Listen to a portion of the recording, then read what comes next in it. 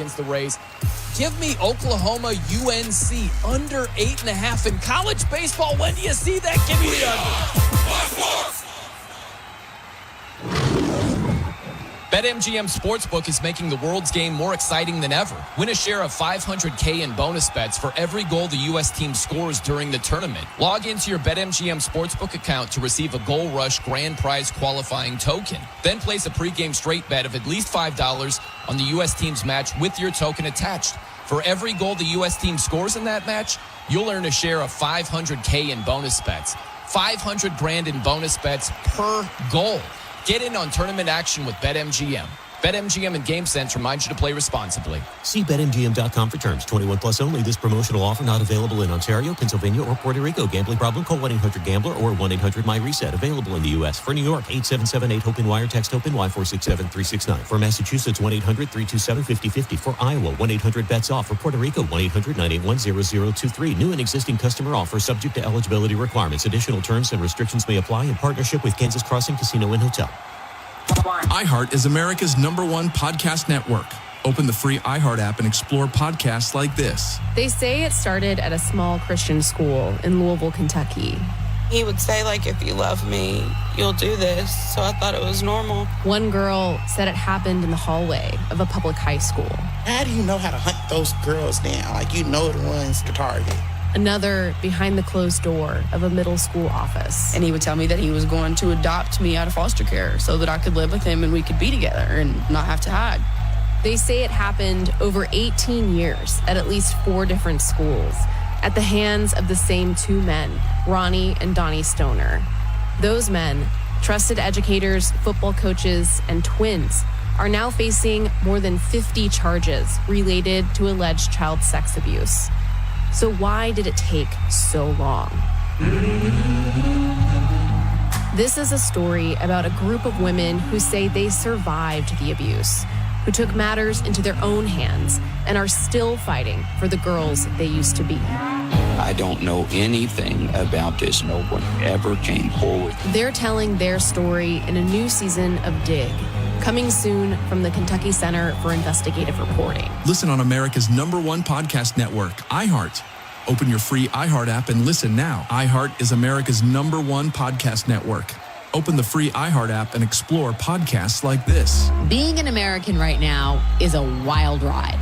Now the guard troops patrolling Washington are armed. Tonight, a $16 million settlement. A lot of people are saying maybe we like a dictator. Every day, there's new controversy, new narratives, and more political points to be scored. This is demonic, and they are threats. This is the worst conspiracy I've ever heard in my life. That is the most description I've ever heard. Then another Truth Social post drops, and the same loud voices are at it again. But all that noise is drowning out the actual story. I'm Alex Wagner, and on my new show, Runaway Country from Crooked Media, we're breaking out of the 4 walls of the studio to talk to the people at the center of the headlines. From the fringes of the resistance to the marrow of MAGA, to the unsuspecting people who found themselves right in the middle of a fight they never asked for. And boy, oh boy, do they have a lot to say about it. So buckle up, because this road could lead anywhere. Listen on America's #1 podcast network, iHeart. Open your free iHeart app and listen now. iHeartRadio presents Stuff You Should Know. We're talking about streaming music, world-changing history that we lived through. Not so long ago, people were spending a lot of money on buying CDs and physical media. We got this new thing. That was Napster. There were 27 billion transfers per month, song transfers. Everything was completely upended, and Apple came along in 2003 and brought massive stability to this huge sea change. At the same time, roughly, an alternative model was developing, and that was just streaming. The first legit on-demand streaming service was Rhapsody in 2001. Pandora came along in 2005. Spotify comes along. They changed the game. Pandora was still trying to be kind of like radio in a way. Spotify was like, no, we're really going to be on demand. But these royalties, Tidal pays the most at 1.3 cents. Apple's 0.7, YouTube Music 0.7. Spotify pays 0.4 cents per stream, same as Amazon, and then Pandora's down to 0.1. one. But as an artist, if you're a hit on Spotify, then there's a lot of money to be made. For the entire history of streaming music episode and everything else in the Stuff You Should Know universe, open the free iHeart app, search Stuff, and listen now.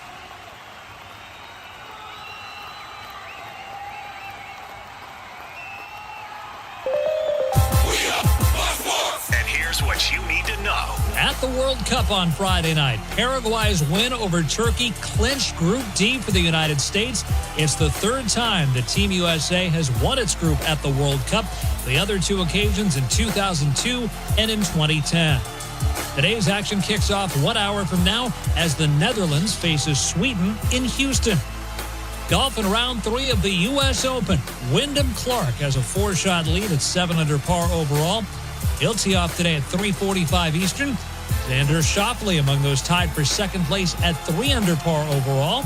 Rory McIlroy and Scottie Scheffler 7 shots back at even par overall.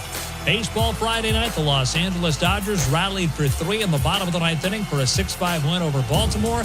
The Athletics rallied from an 11-4 6th inning deficit to beat the Angels in 10 innings, 12-11. I'm Isaac Lowenkron. This is Up on Game. Lights, camera, action. Start the show, we about to get it. Yeah, facts. All right, here we go. You want NFL experience? Then this is the show for you. It's our time. With LeVar Arrington. Has this team been exposed? TJ Hushmanzada. Let the players decide the game. And Plaxico Burress. All I got to say is this. Don't poke the bear, man. It's a show with 3 of the best to ever do it on and off the field. And now, live from the Fox Sports Radio studios, here's Pro Bowlers LeVar Arrington, TJ Hushmanzada, and Super Bowl champion Plaxico Burress. All right, happy Saturday morning to everybody out there. It's Up on Game. It's on Fox Sports Radio. I'm LeVar Arrington. Joining me, my guys, my homies, my mama jammas, TJ Hushmanzada and Plaxico Burress. We got a big show. Hour 1, we're going to talk all football. Brandon Sorsby, top first-round talent, headed to the supplemental draft. It's debatable, but because of gambling scandal, that's where we are. We also lost Alden Smith at 36. His family is donating his brain for CTE research. And Aaron Donald, unretirement watch. Hour 2, we're going to talk basketball. We'll talk Knicks. We'll talk the championship. And we're going to have Lightning Locker as well. So everybody buckle in, buckle up, and let's have a great show. But before we get going, you know what we always got to do. We got to, especially this episode, man. Hey, we got to check in, man. How's everybody doing, man? Everybody good? How y'all feeling? You know, it's good out here, man. Feeling good. Have a long weekend with the family. But as usual, man, clear skies and palm trees. You know, the summer kicking in. It's real hot out here. And I'm sure my boy, Mr. Burress, is feeling the same way. So we all in the same boat now. Man.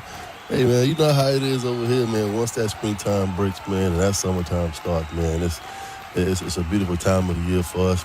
Just like TJ said, spending a little time with the family this weekend. Little man surprised us last night and came home for a Father's Day weekend. Nice. So that's a treat, man. And one of the few weekends I haven't been traveling for AAU basketball. Thank you, EYBL and AAU basketball, for recognizing that it is Father's Day weekend and choosing not to have basketball tournaments. I'm home. Wow. Thank you. Wow. And happy Father's Day to y'all. We even had tournaments on Mother's Day weekend. Like, what is going on? Hey, let's go. I was in this is a 3-day tournament. We're gonna laugh. We're 12. I mean, the team that we have is 12. The team we have is 12. Yeah, true 12-year-olds. We're gonna be playing 14-year-olds, but that's okay. We had a game last night. On 12-year-old teams. All 12-year-old, all 6th grade 12-year-old teams, and the people that are in Southern California that's listening to this, because they tell me every time they see me in the gym, they love the show. Mm-hmm. But yeah, we're going to be playing some 14-year-olds. Tournament directors, they don't give a damn. You show them proof right to their face, man. Look how old this kid is. Oh, well, he submitted documents that says he's 12. All right, y'all don't care. But anyway, we played last night at 9 p.m. That was our first Wow. game. First game. 12-year-olds playing at 9 p.m. That's crazy. Prime time. 9 p.m. We won, though. We smoked them. We've got two more games back today. in that gym, TJ, talking bad to... Oh, yeah. You talking bad to Smitty, man. Yeah. You okay? Yeah. You feeling good right now, Yeah. huh? Hey, LeVar, I feel... So, I've worked out 3 times in the last 2 weeks. But it's every other day. I'm taking my son to work out. So my son is actually his first time actually like doing weights, very, very light. Yeah. And so he working out. I'm gonna work out as well. So just trying to get back in the groove of things a little bit, so to speak. Yeah, that's good, man. Hey, you got to try to stay in shape. And well, speaking of staying in shape and getting right, Brendan Sorsby, he's getting right and getting ready, but not for Texas Tech. He's now declared that he's seeking information to utilize the supplemental draft. Now, there's 2 takes here, fellas. One, Brendan Sorsby is the steal of the entire 2026 calendar. Some scouts had him as a high first-round draft pick. Number 3 quarterback on the board behind Arch Manning and Dante Moore. Whoever grabbed him, or grabs him in round 2 of the supplemental draft is stealing a first-round talent for pennies. That's kind of a take, but I don't know how that works. Might not be a second-round supplemental draft pick. Could be as low as 3. And here's to this point, the second hot take. Nobody should burn a pick on Sorsby. The kid is admitted to betting on sports. He did inpatient rehab for gambling addiction, and well, the league, they treat gambling like the third rail. We all know the minimum of getting in trouble is a 1-year suspension for betting on NFL games. You do not take that risk at that position. I'll pose the question to you guys, and getting into this conversation, what side do you fall on? Is he a first-round talent? First of all, do you agree with that? Second of all, him being in the supplemental draft because of gambling addiction, is Sorsby a steal, or is he a radioactive player that could let your team and ultimately could let the league down? I mean, we all assume that Sorsby is going to be a really good player. And for some odd reason, man, I continue to point to these 3 words when anything comes up, and where it's self-inflicted. Choices, decisions, consequences. Yeah. NFL did a hell of a job with the rookie symposium because I still remember those 3 words. Yeah. He chose to do something after being warned, and they caught him. He got caught, and I'm one that believes he should have been allowed to play college football. Shame on the Big 12 and all those other schools that were going to try to sue Texas Tech, and they were trying to back Texas Tech in a corner because if Sorsby was a quarterback at any other Big 12 school and the judge ruled him eligible to play, every school in the Big 12 would have done exactly what Texas Tech did, back their guy and say, okay, let's go play this regular season. So we'll see what ends up happening in the supplemental draft, but he is a good player. Is this going to follow him in the National Football League? Absolutely, it's going to follow him. I believe anybody that has any common sense, but they always say now common sense isn't so common. There's just no way he's going to the National Football League and will attempt. There is going to be, he will be looked at like a hawk. He is going to be monitored because it makes, I just finished this past week giving gambling presentations to some teams in the National Football League, entire teams. I just did it this past week. And it's very simple. Don't bet on the NFL ever. That's just about as clean as I can put it. Do not bet. Once you step foot into a locker room, a team bus, a team hotel, you are now representing the National Football League. Brendan Sorsby, do it if you want to. Your ass will be out the league so fast because you getting caught. Oh, I'm going to have my boy bet for me. They going to catch you. Oh, I'm going to have somebody. They going to catch you. And so that should be your lesson learned. You just basically forfeited your senior year of college when you would have been a first-round pick. So you cost yourself, we call this hustling backwards, LeVar, you cost yourself millions because you're trying to win thousands. Who the hell would do that? Man. Yeah, I think that we can all agree that, going into the next year's draft, that he would be the number one quarterback, possibly taken off the board. But, going into this whole supplemental draft, the way I understand it is, what are teams, picking in the supplemental draft going to base him as? Is he a first-round pick in a supplemental draft or a second-round pick? From what I understand, if you're a team and you actually win the bid for the pick in the first round, you forfeit your first-round pick for the following year's draft.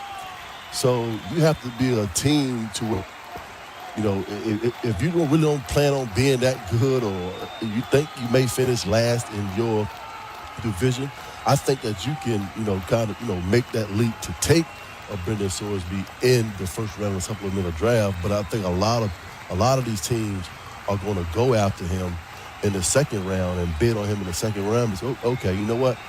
I can go out there and, draft Brendan Sorsby in the second round because there's a good chance that he might be a good enough player that I can forfeit my second round pick for the following year's draft.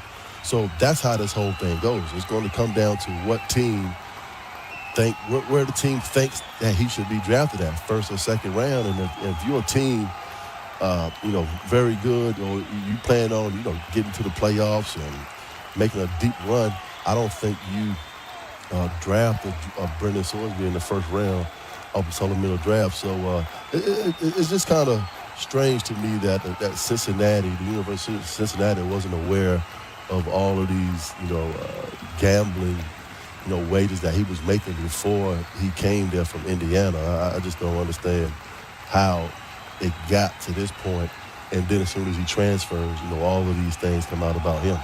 Sad, but it happened. Just like TJ said, he cost himself a lot of money going into the next year's draft because he probably would have been a top 10 pick off the board.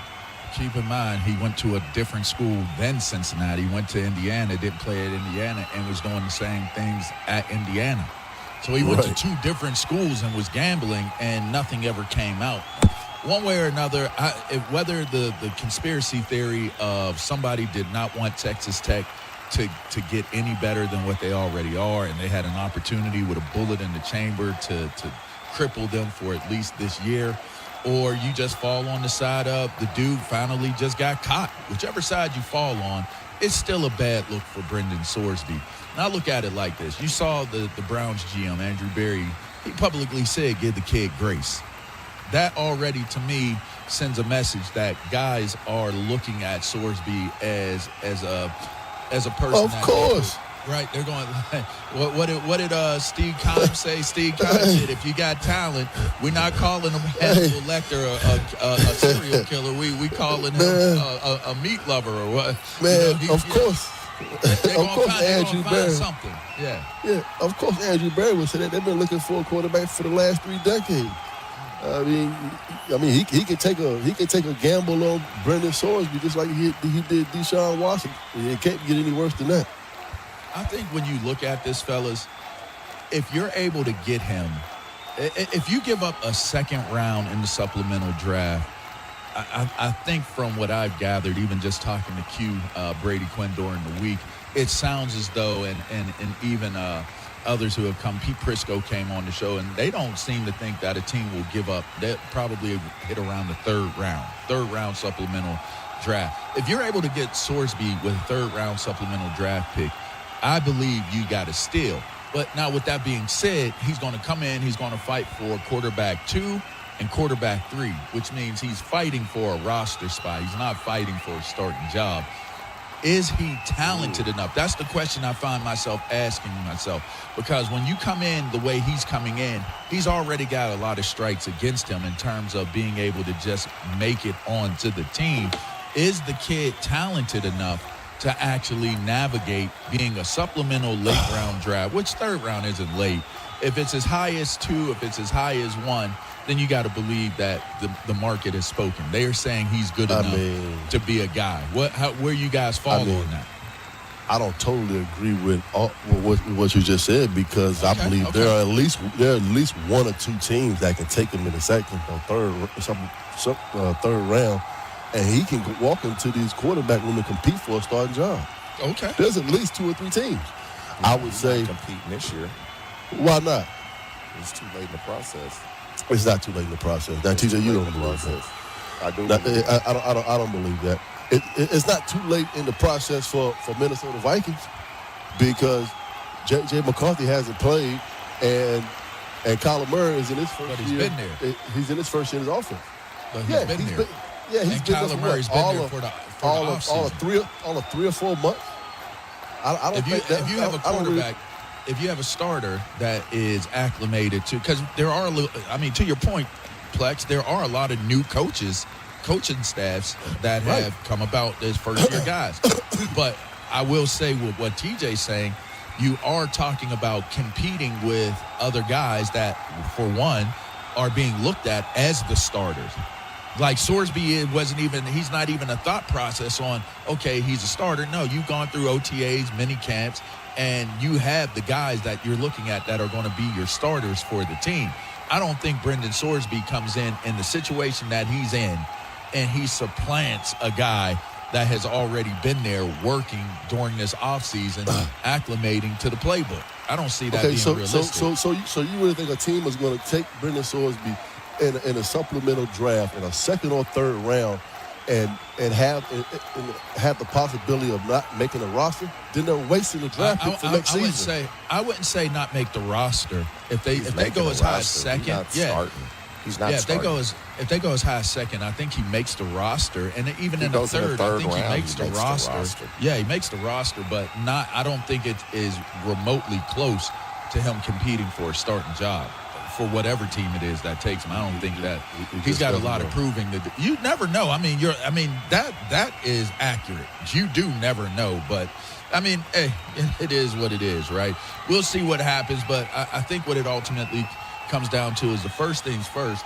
What round is he going to get taken in? And I think that's going to be pretty interesting, because I think there's a large spectrum of opinions on what people believe Sorsby to be, if he can translate into being a pro quarterback, what comes along with the baggage that he's bringing into the league. It's just a lot of unknowns, and that we'll have to see play out as it goes. But first domino to fall is where will he go in the supplemental draft. Second domino of this segment is, getting that iHeart, that app. You can stream us wherever you are, all right? You can catch us wherever you are. And all of the Fox Sports Radio shows live 24/7 in the new and improved iHeart app. Just search Fox Sports Radio in the app and stream us live all day, every day. And be sure to select Fox Sports Radio as one of your presets in the iHeart app, so it always pops up on the top of your screen. And again, all you got to do is just search Fox Sports Radio in the iHeart app. Coming up, we lost Alden Smith. He was 36 years old. His family is donating his brain for CTE research. The conversation football still won't really have, but we're going to talk about it right here on the other side of this break. You're listening to Up On Game. That's TJ Hutchmanzada. That's Plexico Burrs. I'm LeVar Arrington. We'll be right back. This is Fox Sports Radio. Dads don't ask for much. Yeah. They just want to watch the game. Yeah, we do. Put together a side table without reading the directions. You have to take risks. And make noises that can't be explained. You're the greatest. Big shout out to the dads this Father's Day weekend from Fox Sports Radio. Hey, Mom, now that I have an after-school job, I think I want to buy a drum kit. Okay, Rockstar. Let's look at your account. When kids start making money, Chase has easy-to-use tools and expert bankers to help them learn how to manage it. And next month, I'll buy the bass drum and the cymbals. Oh, and maybe some noise-canceling headphones for you. Aw, you've thought of everything. Help kids save, budget, and build financial independence, all with Chase. That's good for kids and good for parents. Visit your local Chase branch and get started. Account subject to approval. J.P. Morgan Chase Bank, N.A. member It's FDIC. here. King of the Hill and WD-40 brand present the limited edition King of the Hill WD-40 Collector's Can. Available now exclusively at the Home Depot, in-store and online. How many are you grabbing? One for you, one for your dad, and one for every Hank in your life. Get your King of the Hill WD-40 Collector's Can today before they're gone. Watch the new season of the Hulu original King of the Hill on July 20th. Streaming on Hulu and Hulu on Disney Plus for bundle subscribers. Terms apply. Available nationwide for a limited time while supplies last. Availability varies by location and online. Professional wrestling fans, the action continues every week. Watch TNA Thursday Night Impact every week on AMC.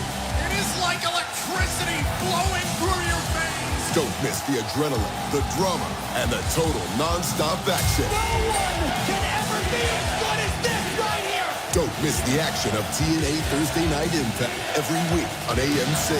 For showtimes and more information, visit TNAWrestling.com.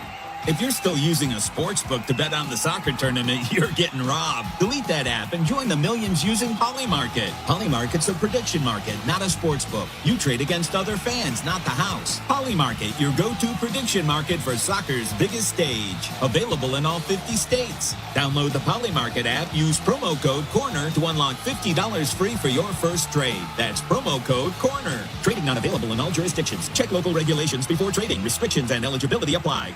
Onyx, I keep having stomach issues. Please make me a doctor's appointment. Okay. Are you suffering from diarrhea, bloating, gas, or oily stools? If so, you may want to ask your doctor if it could actually be a problem with your pancreas, called exocrine pancreatic insufficiency, or EPI. My pancreas? How is EPI treated? A prescription medicine like Creon, pancrelipase, is used to treat people who can't digest food normally because their pancreas doesn't make enough enzymes. Creon is the #1 prescribed treatment for EPI. Creon may increase your chance of fibrosing colonopathy, a rare bowel disorder. Tell your doctor if you have a history of intestinal blockage or scarring or thickening of your bowel wall, if you are allergic to pork, or if you have gout, kidney problems, or worsening of painful swollen joints. Call your doctor if you have any unusual or severe gastrointestinal symptoms or allergic reactions. Take Creon as directed by your doctor and always with food. Do not chew capsules, as this may cause mouth irritation. Other side effects may include blood sugar changes, gas, dizziness, sore throat, and cough. These are not all the side effects of Creon. You can learn more at 1-800-633-9110. Before your appointment, visit creoninfo.com. That's CREON info.com.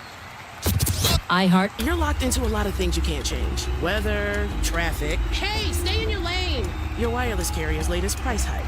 But you can unlock a better way. Unlock the savings at Boost Mobile and save up to $600 a year. Switch to the $25 a month unlimited wireless plan. No contracts, no price hikes, and you keep your phone. Stop being locked into their games. Unlock the savings at boostmobile.com/unlock. Based on average annual single line of payment of AT&T, Verizon, and T-Mobile customers compared to 12 months on the Boost Mobile unlimited wireless plan as of January 2026. For full offer details, visit boostmobile.com. Did you know not all batteries are the same? For example, only Duracell batteries are built different with Power Boost ingredients. And Duracell are the only batteries that make this sound every time you say Power Boost ingredients. See? Duracell batteries with Power Boost ingredients. You try. Told you. Duracell batteries are built different with Power Boost ingredients. And they're built right here in the USA with US and global parts. Upgrade your FIFA World Cup 2026 viewing experience. Build it like Beckham from the living room to the lawn with the Home Depot. Create a box seating experience with flowers for pops of color surrounding your pitch, the smell of grilled favorites, and a freshly painted fence sporting your team's colors. Fast free delivery is your home field advantage with charcoal, string lights, or whatever the game calls for right to your door. A clean assist. Build it like Beckham for match day. The Home Depot, official FIFA World Cup 2026 supporter. Subject to availability. For adults with Crohn's disease or ulcerative colitis symptoms, every choice matters. Tremfya offers self-injection or intravenous infusion from the start. Tremfya is administered as injections under the skin or infusions through a vein every 4 weeks, followed by injections under the skin every 4 or 8 weeks. If your doctor decides that you can self-inject Tremfya, proper training is required. Tremfya is a prescription medicine used to treat adults with moderately to severely active Crohn's disease and adults with moderately to severely active ulcerative colitis. Serious allergic reactions, increased risk of infections or lower ability to fight them, and liver problems may occur. Before treatment, get checked for infections and tuberculosis. Tell your doctor if you have an infection, flu-like symptoms, or need a vaccine. Explore what's possible. Ask your doctor about Tremfya today. Call 1-800-526-7736 to learn more or visit tremfyaradio.com. FIFA World Cup takes the global stage from June 11th through July 19th on Fox 1, the official English streaming platform of FIFA World Cup 2026. Stream all 104 matches live and get closer to the action with a personalized viewing experience built around you. Choose up to 4 streams with multi-view, catch highlights before jumping into the action, get live stats in real time, and replay key plays instantly. Experience the FIFA World Cup live on Fox 1. Watch 3 days free. For details, visit Fox.com. Offers are subject to change. See Fox 1 for complete terms and conditions. We love it when others say they're #1 rated sports network because we know it's not true. Boom, boom. We have the real numbers. Huge, robust numbers. It's huge. This is a big story. And it's all because of you. Hey, so far so good. I think you guys do an incredible job. The real listeners. I'm just enjoying listening. Thank you guys for the entertainment. We are. Yeah. Fox Sports Radio. The most fearless voice in sports is on FS1. The one and only Colin Cowherd is bold, unique, and outspoken. Wow. You can see him on The Herd. Weekdays at noon Eastern on FS1 in the Fox Sports app.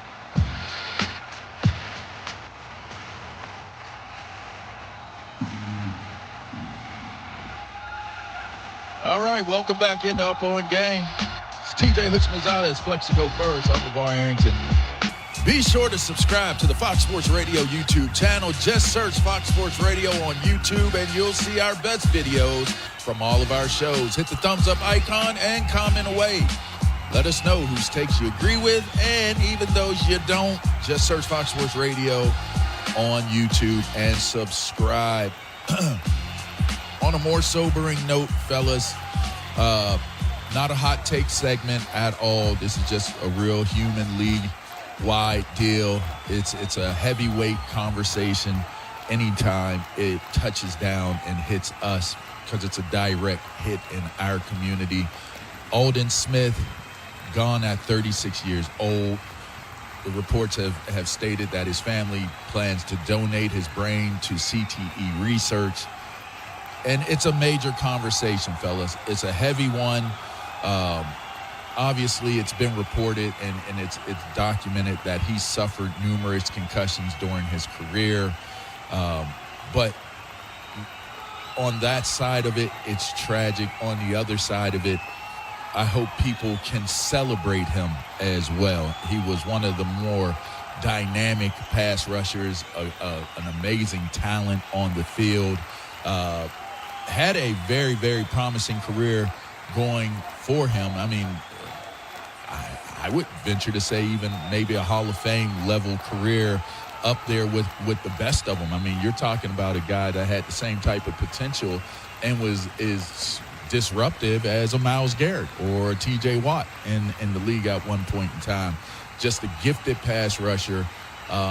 I don't know, again, I said let's check in with one another at the beginning of the show, and this was obviously the reason why. Because obviously you got to check in on one another to see where one another are and how we're feeling, where we're at in our lives post-playing career.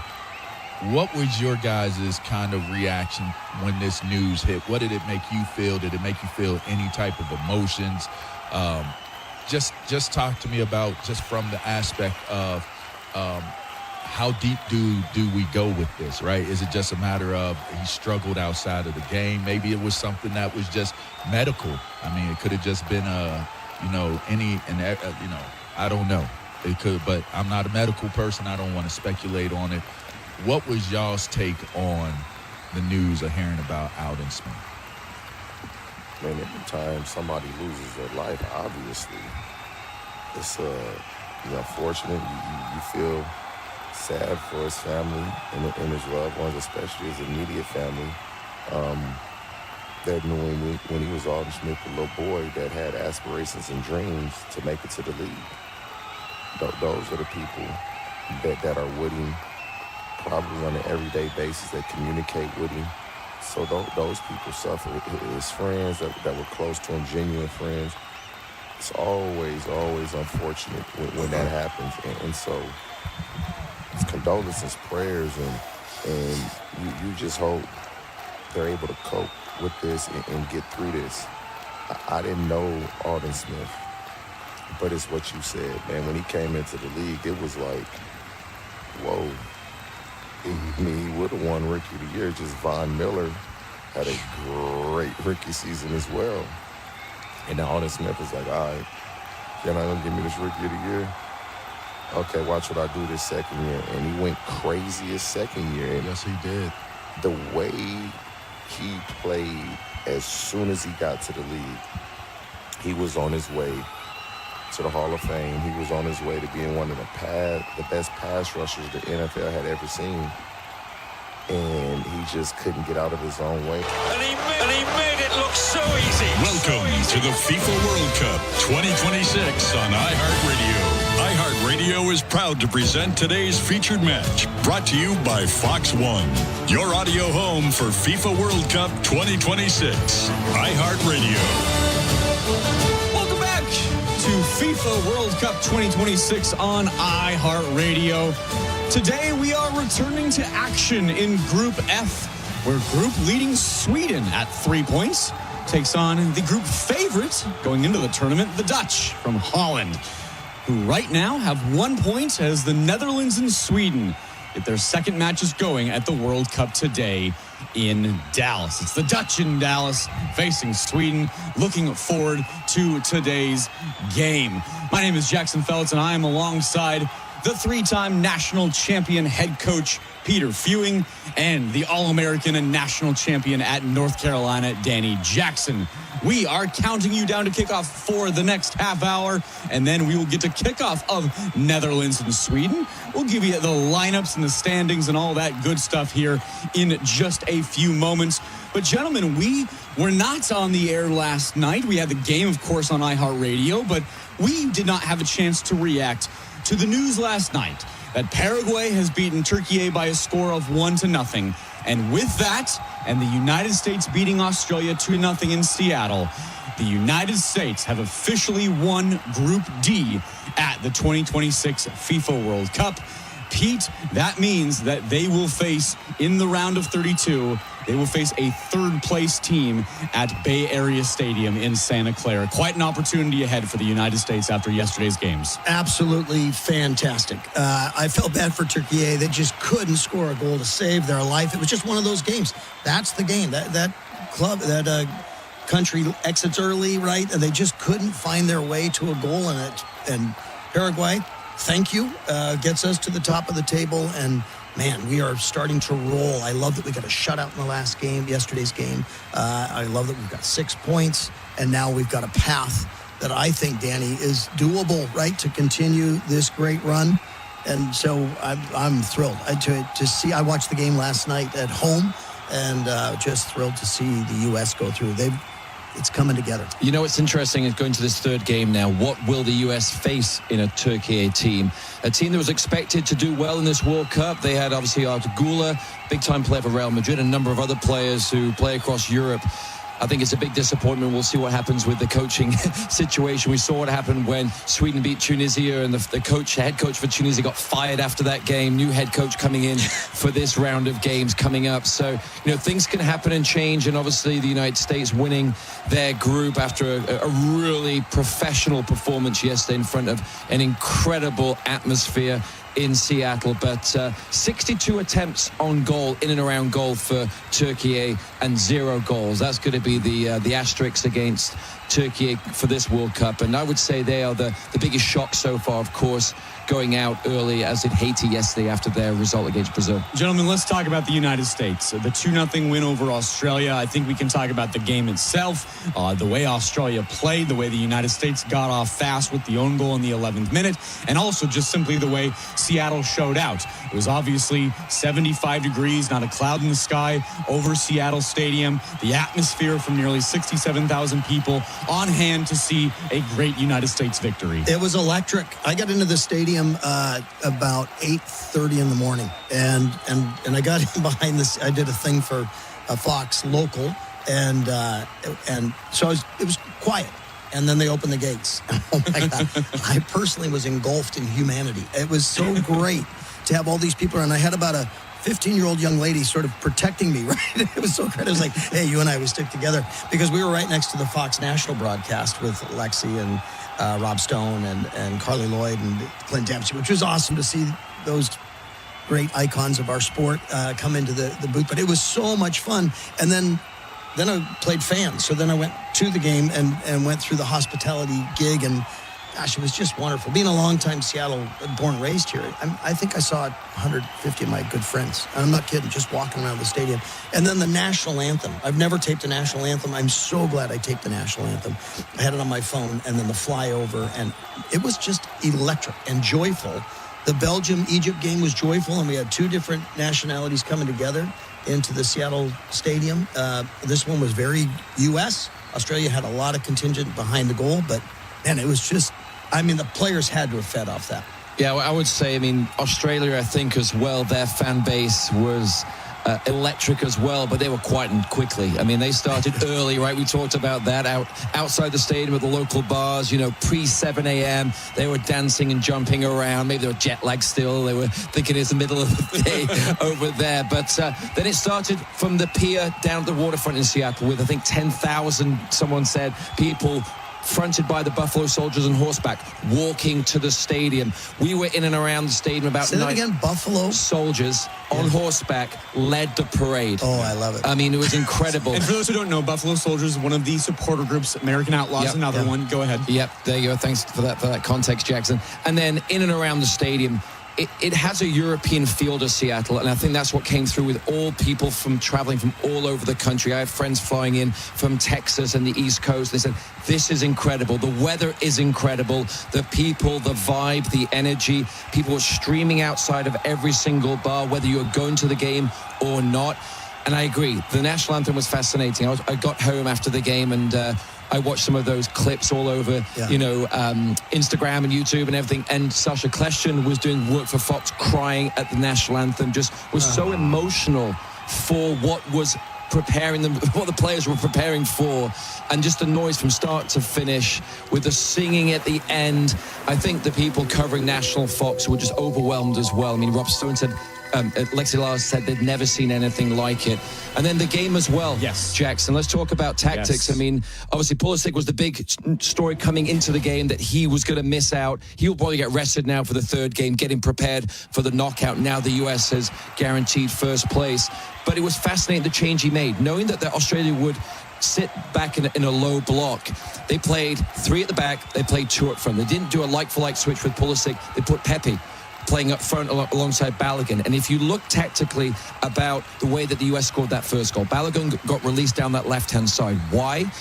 Not because the Australian back 4 let him go, or back 5 let him go. It's because Pepe was occupying the 2 centre-backs. Yeah. That allowed the space down the channel. Balogun got the ball, drove in, own goal in the inside of 10 minutes. And it was just an explosion of noise there. But it was tactically just fascinating what Poch did. He really leaned into something different to match against the opposition, Pete.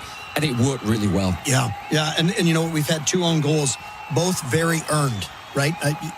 It's a funny comment, but I thought about that.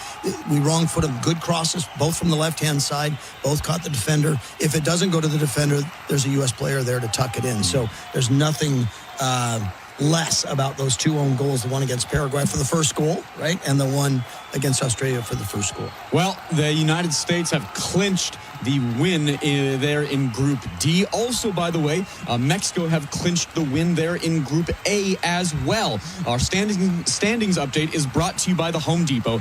Upgrade your FIFA World Cup 2026 setup. Build it like Beckham from living room to lawn with the Home Depot. And take the fast free delivery assist. The Home Depot, official FIFA World Cup 2026 supporter, subject to availability. Well, we are in Group F today. The group standings there right now in Group F. Sweden currently leading that group with 3 points after their win, as Danny mentioned, over Tunisia. And then Japan and Netherlands, they played to a draw, so they each have a point as well at second and third place there in Group F. For Sweden, this is their 13th World Cup. For Netherlands, this is their 12th. Sweden right now is stationed in Dallas, Texas at FC Dallas's training center, the MLS club. Netherlands are meanwhile in Riverside, Missouri at the NWS club KC Current training facility. And a slight correction, today's match is being played in Houston, Texas, as well, at Houston Stadium. Let us get to lineups for today's game. Danny, let's start there with Sweden and what Sweden is doing today. Yep, Graham Potter, the English manager, came in recently to try and save Sweden, which he did, got them through to this World Cup, through the playoff, of course. He'll go with a 3-1-4-2 expected for this particular game. Nordfeldt in goal, a back three of Lagerbälke, Hien and Lindelof. Karlström would sit in front, and then it's Bernhardsson, Nygren, Ayari and Goodmanson, the Leeds United left-sided player. And then it's an attacking duo of Gyökeres from Arsenal and Isak from Liverpool. And for the Netherlands, it's Verbruggen in goal. He took a hip injury in a warm-up friendly against Uzbekistan. He was held out of some training sessions, but he is back. He's playing in the World Cup, and he's doing well. So Verbruggen is in goal in this what they call a 4-3-3. Dumfries, Van Heck, Van Dijk, their captain, and Van der Ven, that's their back four. It's Gravenberch, De Jong, Reinders is their midfield, and their attacking three is Malen, Brobbey, and COYI Gakpo there on the left wing. Today's lineups are brought to you by Fox One. The excitement of the FIFA World Cup is now streaming live on Fox One, the official English streaming platform to catch every unforgettable moment. Fox One brings the action straight to your screen so you never miss a goal. Download Fox One and experience the FIFA World Cup live. It's Sweden, it's the Netherlands in Group F. We are, of course, going to have the other side of that, Tunisia, Japan, later on today on iHeartRadio. But for this match in Houston, Sweden, Netherlands, we'll take a break. We will come back and start breaking down this game here coming up today. You are listening to FIFA World Cup 2026 on iHeartRadio. iHeartRadio. Here are the top Justin Bieber songs you thumbed up. Number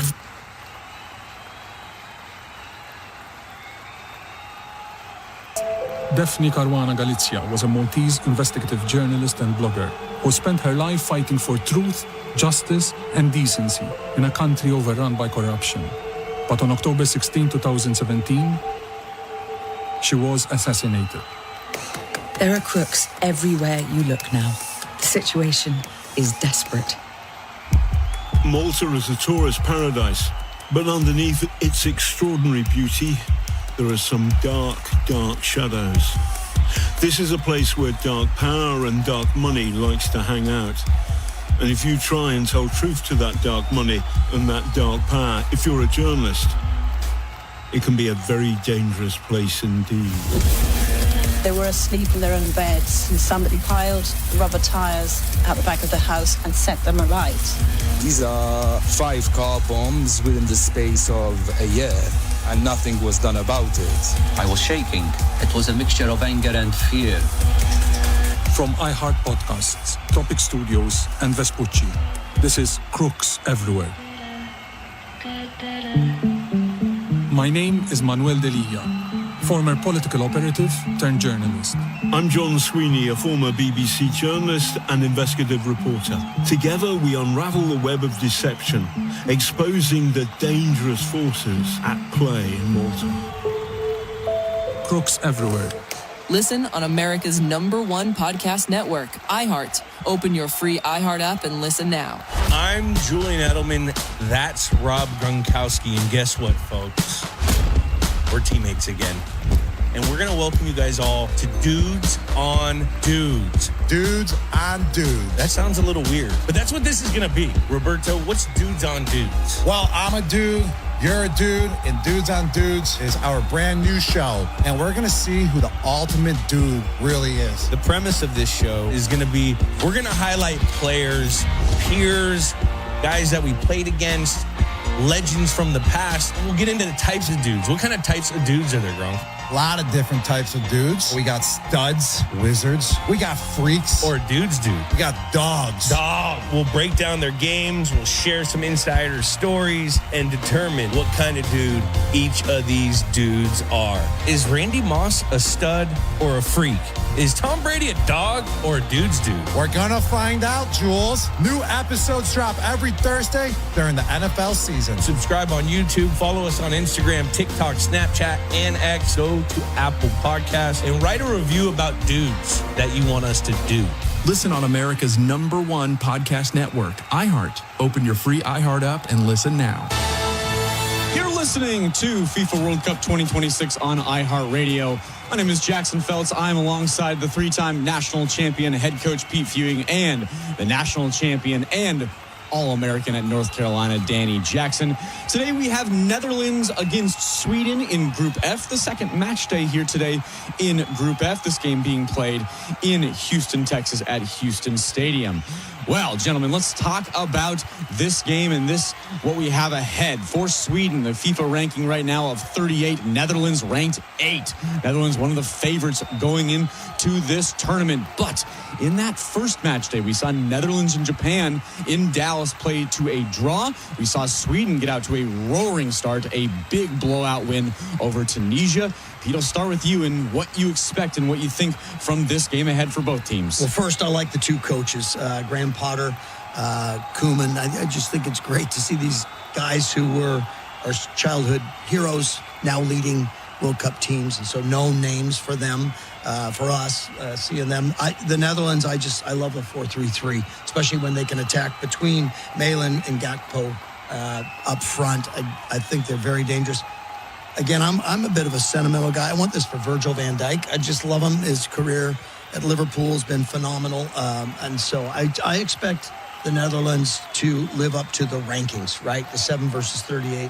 I just think, and again, I put Virgil van Dijk on that in that I think he's going to dictate, hey, we're not going to, kind of the U.S. game yesterday, right? They're not going to lose this game. So I predict Netherlands 2-0 on this one. Well, that's an interesting one. Somerville was my player to watch in the first Netherlands game. In his second game, on his second start, he came and scored a goal. He gets dropped today. And so that was an interesting call. Robbie comes in. The rest of the lineup is the same. I mean, they've got a fantastic midfield, as good as you're going to get in the World Cup, the Dutch. Gravenberch, De Jong, and Reinders. Man City, Barcelona, Liverpool across that midfield three is pretty impressive. I think the question mark for the Netherlands is where they're going to get their goals. They don't have a true number 9. In the ilk of like a Marco van Basten or a Van Nistelrooy, who have been, these incredible legends playing up front, scoring goals for the Dutch in World Cups and Euros. Where they're going to get is it going to be goal scoring by committee. Gakpo, obviously, for Liverpool, plays out on that left-hand side, cuts in on his right well. But for Sweden, it's fascinating. Look at Graham Potter. He, of course, had recent Premier League experience, but he took Östersunds from the 4th division to the 1st division in Sweden in his first managerial kind of experience. And then, of course, he moves to Brighton and gets a really big success there. And he needs to have some redemption a little bit on those firings from West Ham and Chelsea. It didn't work out so well. He's found himself back in a country that really do respect him. They love him.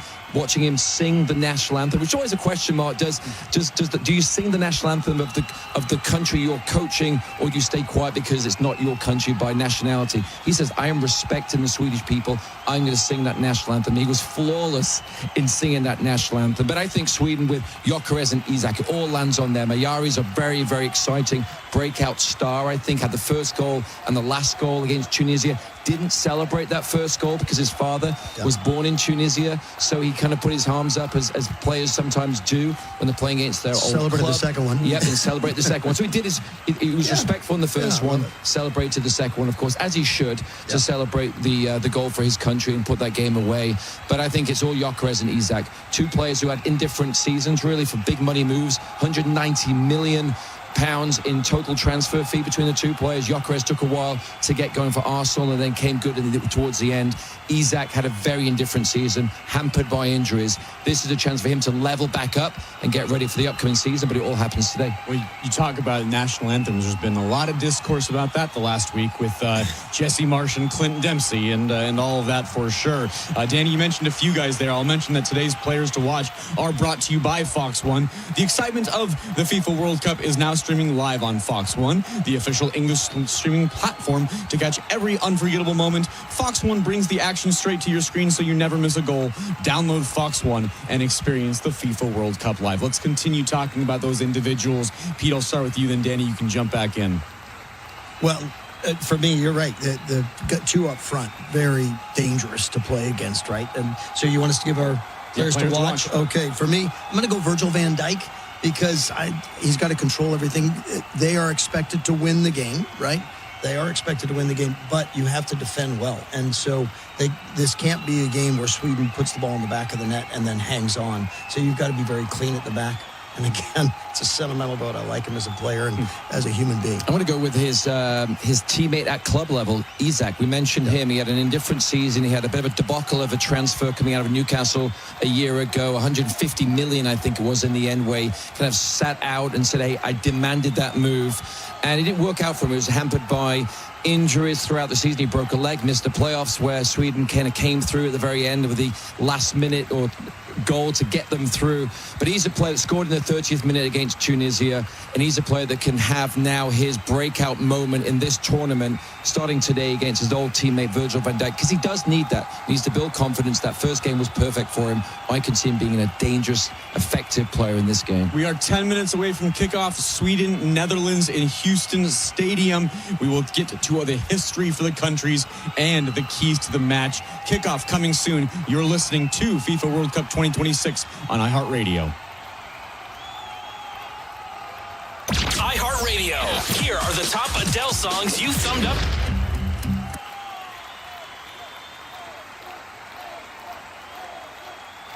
Looking for something to watch? Listen up. Next week on Netflix, Monday, the third season launch of Rhythm and Flow Italy. Next Tuesday on Netflix, the stand-up special Ryan Hamilton, This Just Hit Me. Next Wednesday, the debut of the Netflix docuseries The American Experiment, as well as the Netflix original film In the Hand of Dante, starring Oscar Isaac and Gal Gadot. Next Thursday on Netflix, the second season of the live-action Avatar The Last Airbender series. Next Friday, the premiere of the Netflix documentary Chris and Martina, The Final Set, the comedy movie Little Brother starring John Cena and Eric Andre, and Pokemon Horizon Season 3. Next Wednesday on Disney Plus, the streaming debut of Avatar Fire and Ash. Next Wednesday over on Paramount Plus, the start of the drama series Wild Cherry. Next Thursday at 9 p.m. Eastern on Hulu, the fifth and final season of the award-winning drama The Bear. Next Friday on Disney Plus and Hulu, the premiere of the music documentary Paul Simon, The Quiet Celebration Concert. Next Friday on Peacock, the debut of the psychological thriller Strung. Over on Amazon Prime Video, the launch of the reality competition series Would You Rather? Decide to Survive. And next Friday on HBO and HBO Max at 9 p.m. Eastern, the start of the new Larry David show, Life, Larry, and the Pursuit of Unhappiness. And that's new to view on iHeartRadio. Happy binging. This whole surviving life thing is pretty tough. Some people use therapy to get through it, others use their friends, and some just fight their way through. Whatever season of life you're in right now, this podcast is for you. Hi, I'm Morgan from The Bobby Bones Show and host of the new podcast, Take This Personally. I'm bringing on my friends and experts to cover a variety of topics in hopes of us all feeling a little less alone in this crazy world. Nicole, the neuroscientist, will help us understand why we are the way we are. Our anxious brain or our emotional brain will make us believe things that are not necessarily true. Jared can relate to fighting our hardest battles. I was living on couches. Sometimes I was in my car. I was just all over the place. I think about it now, how many people open their doors to me. We will explore what it means to change careers. I think a lot of people put the pressure on their career to fulfill their passion, when your purpose or your passion and your calling can be something that's much deeper than just your job. And how we can all find that special love in this wild dating era. In order to find the right one, before you do that, you have to be able to identify the wrong one. This podcast will be the guide you need to surviving life with a friend at your side. If a friendship is about give and take, but we just want to give, and we're like, oh, I don't want to take, I don't want to impose, I don't want to inconvenience her, then you're not reaping the full benefits of friendship. The first episode is out now. Download it wherever you get your podcast. Listen on America's #1 podcast network, iHeart. Open your free iHeart app and listen now. Listening to FIFA World Cup 2026 on iHeartRadio. Just about 7 minutes away from kickoff between the Netherlands and Sweden here in Group F. Looking at the histories of these countries, for Sweden, 13 times in the World Cup. Their best finish came in 1958 when they were the runners-up to Brazil in a World Cup that was in Sweden, by the way. Sweden is in the World Cup now in 2026 for only the second time since 2006.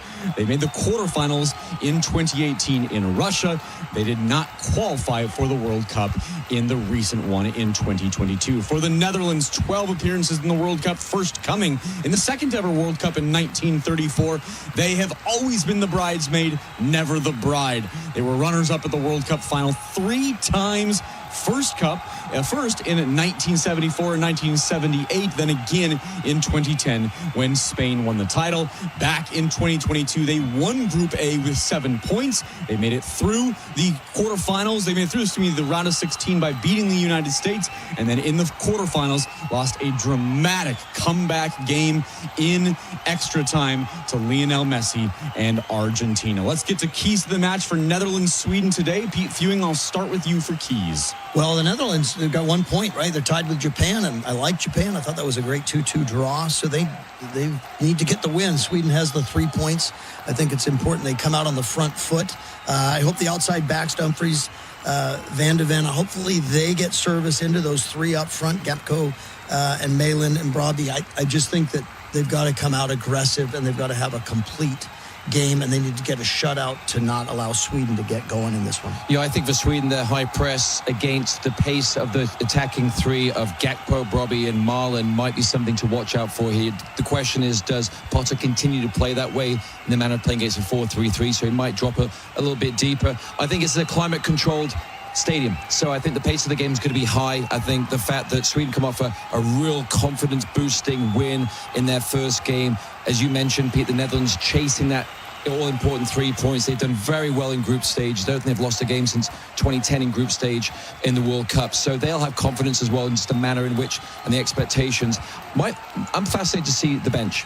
The benches in the second half will be really interesting. Svanberg for Sweden scored within 15 or 16 seconds coming on again in their last game. And then Depay is their all-time top goal scorer for the Netherlands. We've mentioned some of those names, but I mean, you go Cruyff and you go all the way through these great players. He's a top goal scorer with 52 goals. What will he do coming off the bench? Sweden at the top of the group with 3 points right now. Netherlands have 1 point. Here, this is for, at the moment, the top of Group F. We will get to kickoff coming up next between the Netherlands and Sweden in Houston Stadium. You are listening to FIFA World Cup 2026 on iHeartRadio.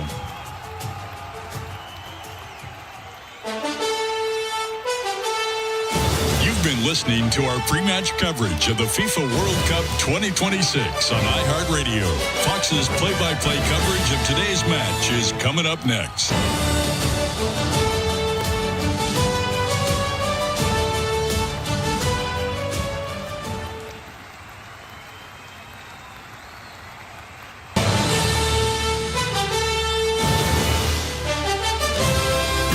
The free iHeartRadio app is #1 for music, radio, and podcasts, all in one.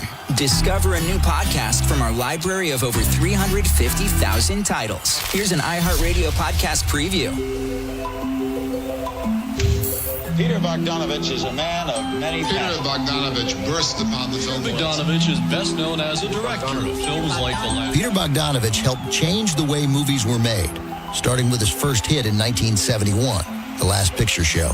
Thought you might want to go to the picture show. Yeah, might as well go. At age 31, he became one of the hottest directors in Hollywood. All his life, he's wanted to make movies, and he did. His self-confidence. He knew what he wanted to do.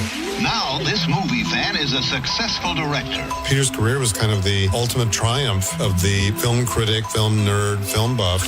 And he liked being in love. Peter and I, we were the first unmarried couple on the cover of People magazine. Oh, horrors. You have her, you have 4 pictures in a row that make... People hated them. A guy has to learn to hate you. But Peter's success did not last. I made a lot of mistakes, but we're starting again now.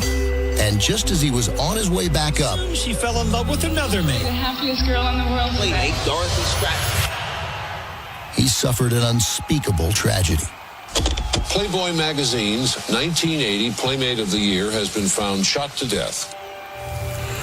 And finally, the phone rings. I answered it. was Hefner. He said 2 words. Dorothy's dead.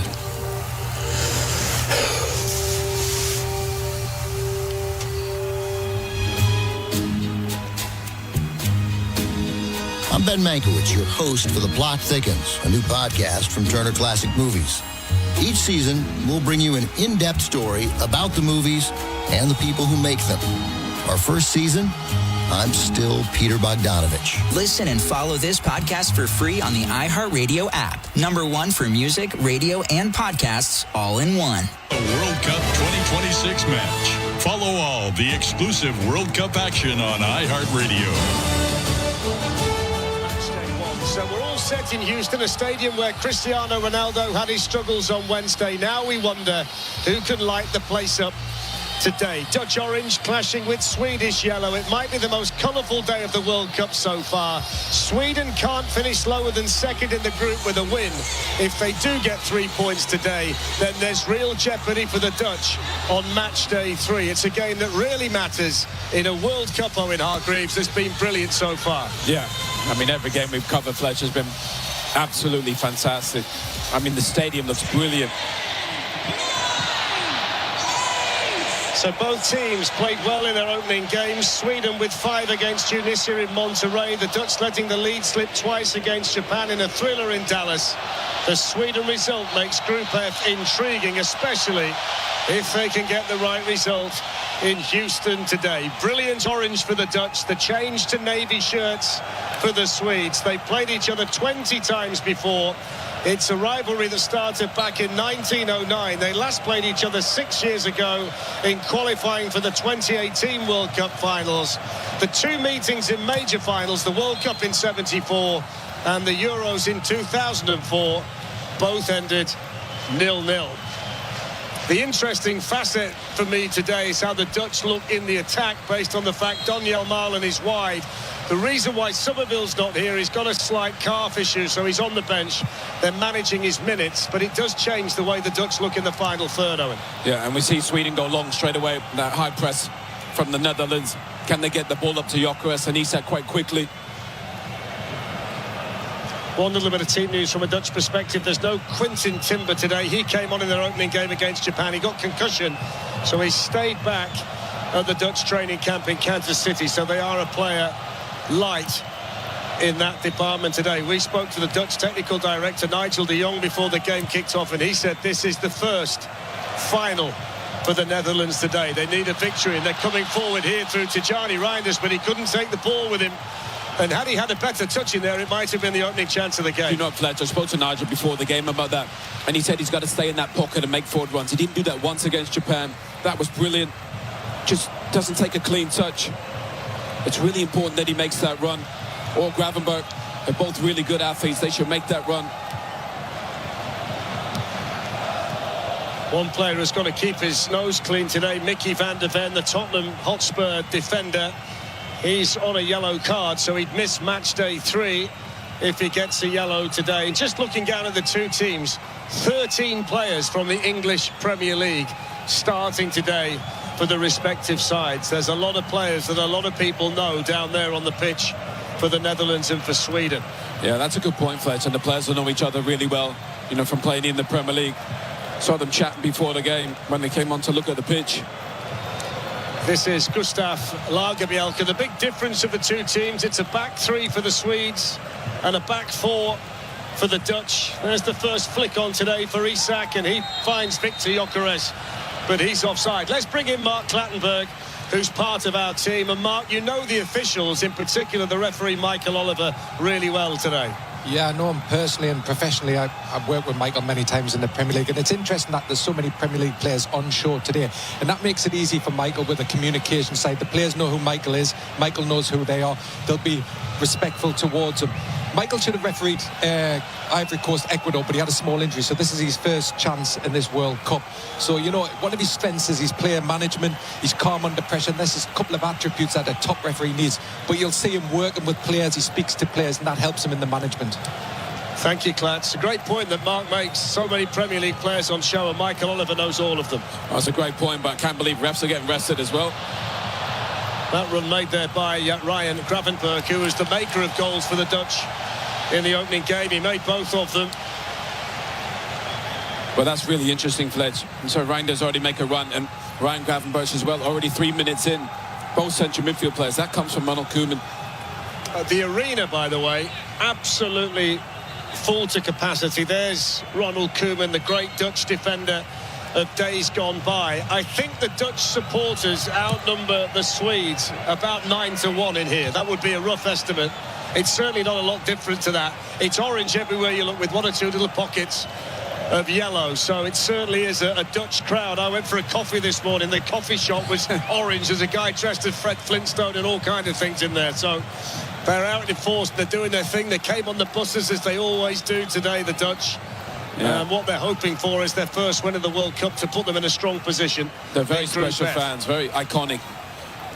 I love this orange kit. They punch way above the weight, don't they, Fletch, for such a smaller nation. The Netherlands, always really good in these World Cups.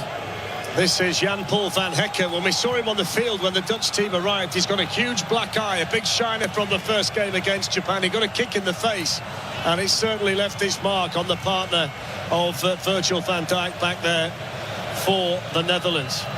Yeah, I thought he was the Netherlands' best player in that first game.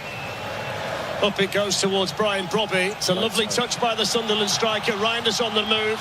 This is Gakpo. It's good football, this. It's a great pass. It's 1-0. Super start for the Dutch. Rifled in by Brobby.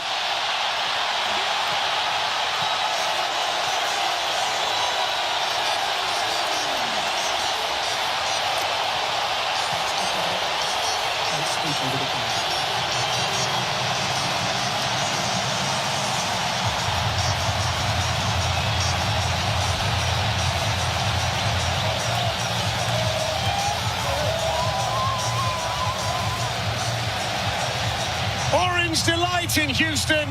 Brian Brobby with an easy finish, but what a move from the Netherlands. Oh, it's total football from the Netherlands. Brilliant. All the way from the back. Look at that set from Brobby. Reinders again driving forward on that run. Great ball from Gakpo and a simple tapping from Brian Brobby. That was terrific football from front to back.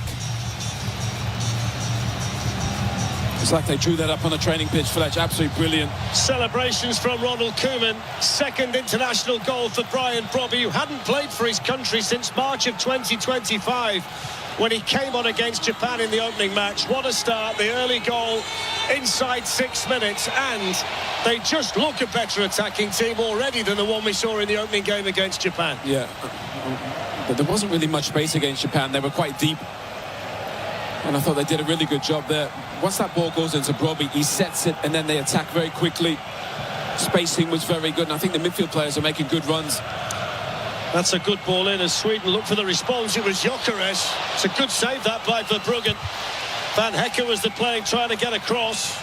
21 goals for Arsenal last season, Victor Gyökeres, and that's his first sniff today. Yeah, it's a good save from Verbruggen. He's exceptional with his feet. Good run from Gyökeres in behind. He loves to run into those spaces. Every game needs an early goal. It just loosens everybody up, livens everybody up, opens everybody up. And that's what we've got here in Houston now. So let's see what the Swedes can do from their first corner, which is taken short. And then the offside flag up against Alexander Isak. Wow. What a poor corner that was.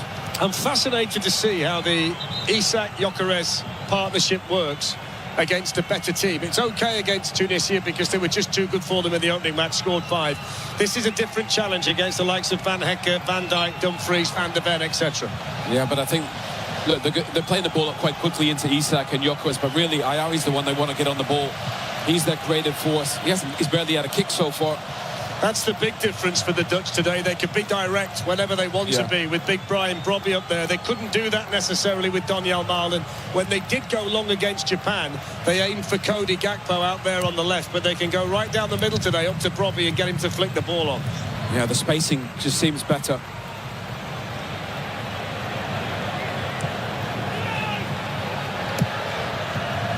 Cleared away by Bart Verbruggen.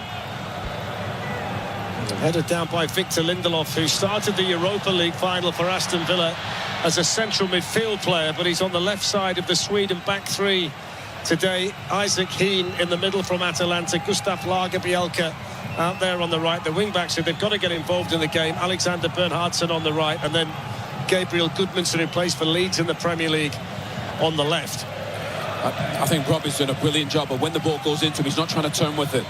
He's just passing it first time and then getting into the midfield players, and then they can attack. It's been a great focal point for the Netherlands. Here's Van Hekke. It is the kind of tournament where stars are born. Robbie using his bulk. Gravenberg on the surge, pulls it back in, but Sweden able to defend it, smashed away by Goodmanson. It looks at the moment as though Sweden can't handle Brian Brobbey's size and physicality. Yeah, it's one-way traffic. He's built like a middle linebacker. Yeah, he's just pinning in as well. He's very strong. But again, he's not turning the ball over. You see a lot of strikers take too many touches. I think he's just setting it first time. But there's so much more tempo about the Netherlands. Here's Van Hekke, and now Van Dijk, who got his goal in the opening game against Japan. Mickey van der Ven. Here's Brobbey spinning away, down he goes. Michael Oliver says no foul. I think that is a very interesting situation, that Michael Oliver, he's a very physical player, Brian Brobbey, and a referee that doesn't know him could give free kicks all over the place. But of course, Oliver, having refereed him a lot in the Premier League last season, knows exactly what he's all about, so he'll read it much better than maybe other refs in the tournament. Yeah, a few legends there, but I think that you make a great point about Brian Brobbey and Michael Oliver. I think he had him, Brian Brobbey, spun him, and then I think he just went over. He was hoping for a free kick. Otherwise, he was in. I think you've got to see that kind of thing a few times just to kind of work it out, and that's where the referee in charge today might well have a big advantage. But the Dutch have started fantastically. Close, by the way, on the head-to-head record. 8 wins for the Netherlands, 7 for Sweden, 5 draws. The last time they played against each other in 2018, Virgil van Dijk started for the Dutch. This is Denzel Dumfries, who will be a Real Madrid player next season. Donyell Malen looking for the give and go.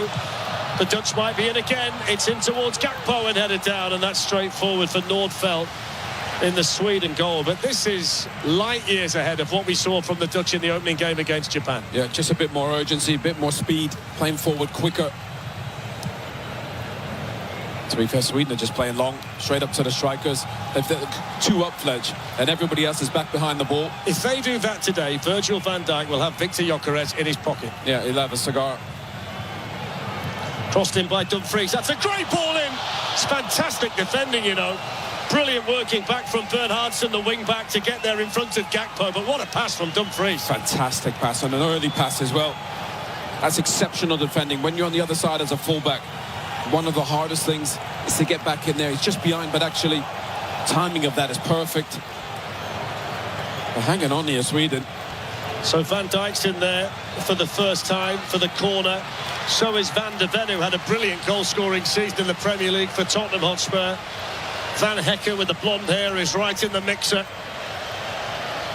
Corner taken by Reinders. Plenty of whip. That's a good header at the front post by Gyökeres for Sweden.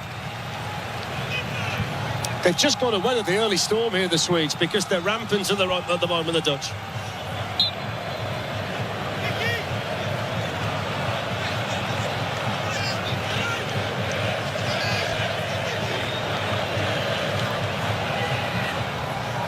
It's a smart turn on that side by Gakpo. Couldn't quite do what he wanted to do with the cross. It's bizarre, really, how Sweden got here. Bottom of their group, 2 points in qualifying. They didn't win a game. They got the lifeline into the playoffs based on their performance in the Nations League, which no one outside of Sweden seemed to agree with. But then they beat Ukraine and Poland to get here and then smashed Tunisia to pieces in the opener. So difficult to read what they're going to be able to do here. No, well, to be fair, Graham Potter's done a really good job since he's taken over. I'm very fortunate to be here. But they played brilliant in that first game. Headed away by Van Hekke. Here's Gravenberg of Liverpool. That's lovely play from Ryan Gravenberg. Needed to be a better pass. He's so good, Ryan Gravenberg. technically, got speed, got size. Can't give the ball away as cheaply as Karlstrom's just done there for Sweden. But again, look at the shape. Sweden, they got 2 up, and then virtually everybody is, is almost on the line. They got 5 defenders getting outnumbered in midfield. Here's Frankie de Jong. Now Virgil van Dijk. On it goes to Denzel Dumfries. Marlon.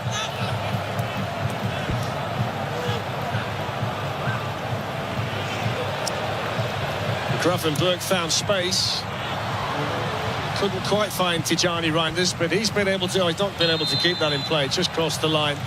Don't forget, next on Fox, Germany and the Ivory Coast face off in Group E. Looks a really good game, this one. That's coming up right after our match here in Houston. I'm going to give you one of the most important little nuggets about the game today. If you take your mind back to 1974, there was a game in Dortmund in the first group stage of the World Cup. The Netherlands against Sweden. The Dutch team included Johan Neeskens, Ruud Krol, Johnny Rep, the legendary Johan Cruyff. The game forever remembered for the first ever Cruyff turn when he did the trick against the Swedish defender Jan Olsen, which is an iconic moment in football. And ever since then, kids all around the world have tried to perfect the Cruyff turn as early as they can. Yeah, one of the best turns. Just seen the half of one there. That's a brilliant turn from Reinders. Now, can he finish things off? It took a deflection. The last touch, though, was a Dutch one. It's going to be a goal kick. How ironic that would have been if he'd have scored a goal after a turn like that to Tijani Reinders. Brilliant. Just takes it on his back foot. Great turn away.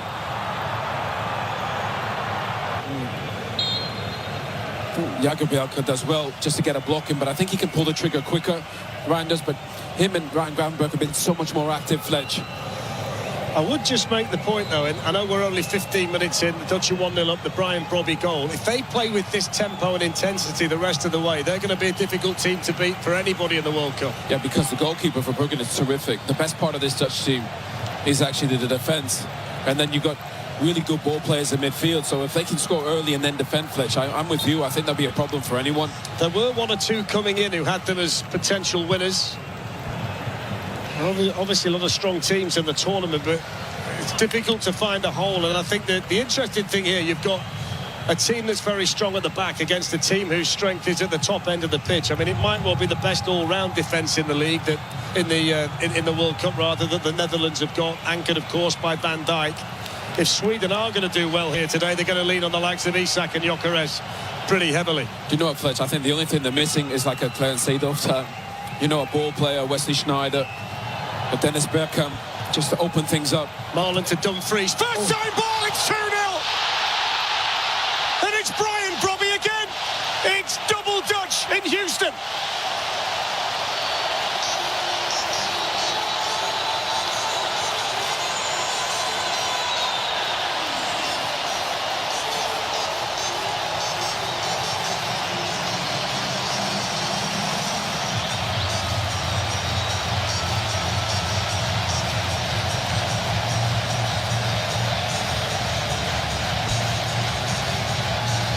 Well, they'll take a look at it because it's tight for offside, but they look unstoppable right now, the Netherlands. If that's what they're looking at, they should be fine. That's the point. No, he's Brian not. Brobby on the other side. No, he's not offside, Fletch. They've been brilliant, the Netherlands. They're moving the ball quickly, getting the ball wide, getting runners in, getting early crosses. Sweden on set. I mean, the football they played, Fletch, in the first 20 minutes has been absolutely perfect. So 2-0. And Sweden right now are in danger of being orange crushed by this Dutch team that's come out of the traps and are playing some outstanding attacking football. Sweden cannot live with the Netherlands right now. No, and they're on the ropes and they're going to get knocked out. Thing is as well, I think he needs to change the formation. They're just getting overrun in midfield. They're spaced out wide. The goal is significant from Brian Brobby. That's the 100th goal that the Netherlands have scored in World Cup finals matches. They're the 8th team to reach that mark, and they've been absolutely brilliant here for 18 minutes against Sweden. Yeah, just a bit of speed, a bit of urgency. Again, you see Sweden just going long. I think Virgil van Dijk is back there seeing long passes like that, saying, really?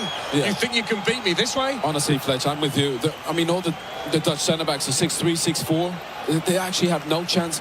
If they're going to have any joy, they've got to get the ball down and play. Yassin Ayari is their best ball player. He's not touched the ball. Well, what a start. What a start for Brian Brobby. Into the team because of this slight injury concern for Crescencio Somerville. Doniel Marlon out wide. And Brobby's helped himself to 2 goals, 2 tap-ins, but you've got to be in there to do it. And the Netherlands lead Sweden 2-0. I think they've done really well today as Dumfries hasn't really attacked too quickly. He stayed behind, allowed Marlon space, and they're getting early crosses in. They're getting bodies in the box, they're getting midfield runners. I mean, it's total football so far, Fletch. Well, at the moment, the future's bright. The future is orange in this World Cup, because this is the Dutch team that we all expected to see. And the Dutch crowd now inside this stadium in Houston, thoroughly enjoying it. Here's De Jong. He's got the freedom of the park, De Jong. Ryan Gravenberch. Dumfries goes inside, so Marlon has it on the outside. We're intercepted there by Lindelof.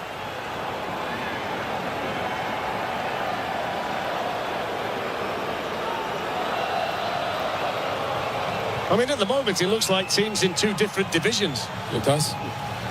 It really does, Fletch. They're just playing long. There's no imagination in Sweden's passing.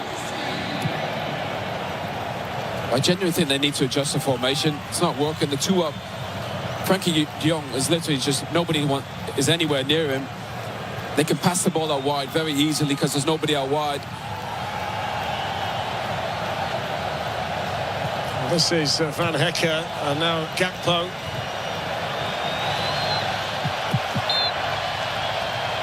I mean, you've been in big games, you've been in big moments, big situations. There's Graham Potter. He's got the weight of the world on his shoulders at the minute.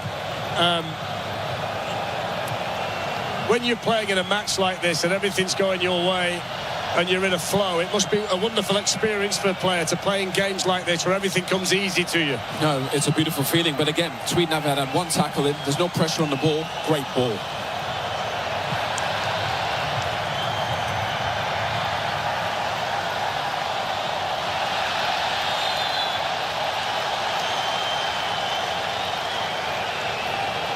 Here's a stat for you. So Brian Brobby's got more goals in 17 minutes today than he got in 485 international minutes prior to this one in a Netherlands shirt. What a day for Brian Brobby. Well, I'll tell you what, if he stays in the middle of the pitch, in between the posts, he'll get more. Yeah. There's way more coming. If Sweden don't change this, they're in trouble. It's Brian Brobby's day to stake his claim for the Golden Boot, everybody. He's just too strong for them up there at the moment. They cannot handle him.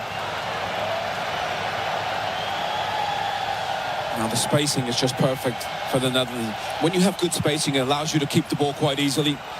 Nigel de Jong made a really good point saying before the game about, Gravenberch and Reinders sitting in those little pockets of 10s and waiting for the ball. And the Mexican wave, by the way, sweeping around the stadium, but the Sweden supporters, not surprisingly, not involved. That's headed away by Lindelof, Sweden's captain, back in. This time it's Heen underneath it. They can't get away, though. Van Dijk brings it down, heads it on. Dumfries was in there, and the free kick is given to Sweden. They're literally all over the place, Sweden, defensively. By the way, the match break now cannot come soon enough for Graham Potter, because it's going to give him a bit of time. Here it is, just to try and settle things down and maybe help 1 or 2.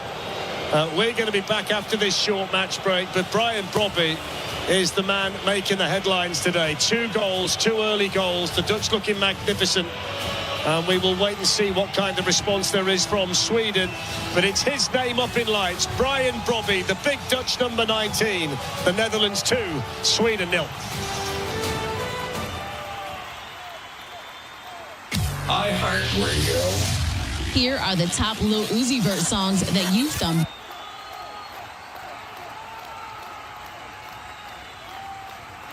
Discover a new podcast from our library of over 350,000 titles. Here's an iHeartRadio podcast preview. It's not what I thought the end would look like. There are no bodies in the streets, no burning cars, no hordes of zombies. just picking off survivors.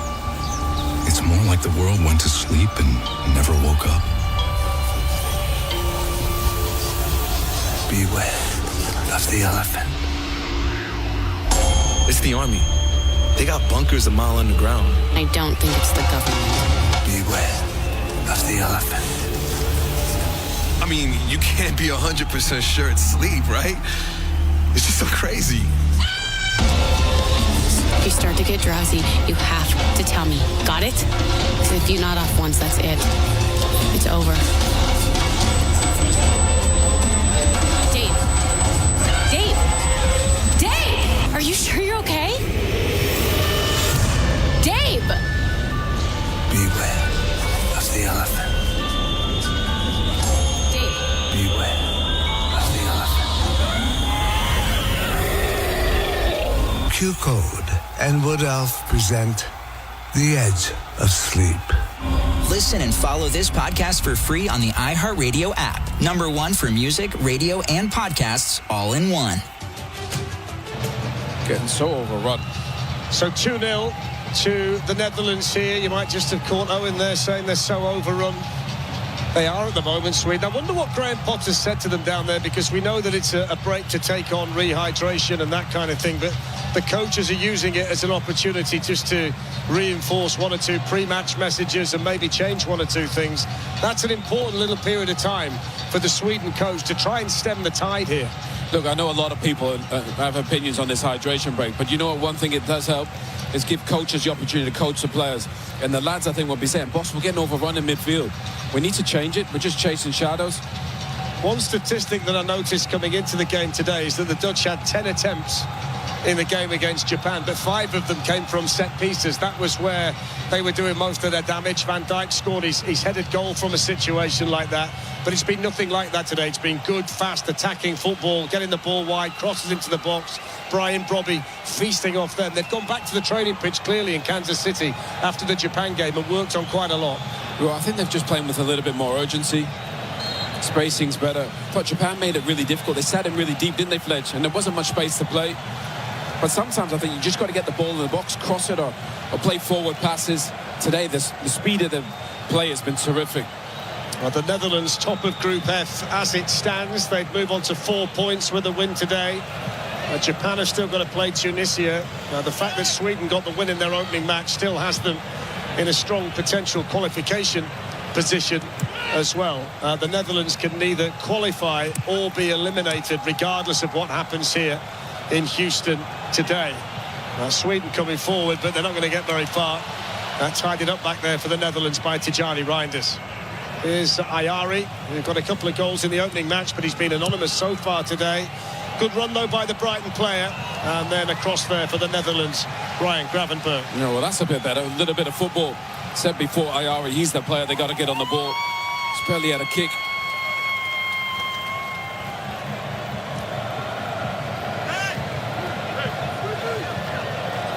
So Gabriel Goodmanson has gone out to take the corner. Let's see if they do better from this one than they did the first one. Got to keep an eye on Victor Gyökeres, the big centre forward, in a situation like this. 16 goals for him in his last 15 games for Sweden.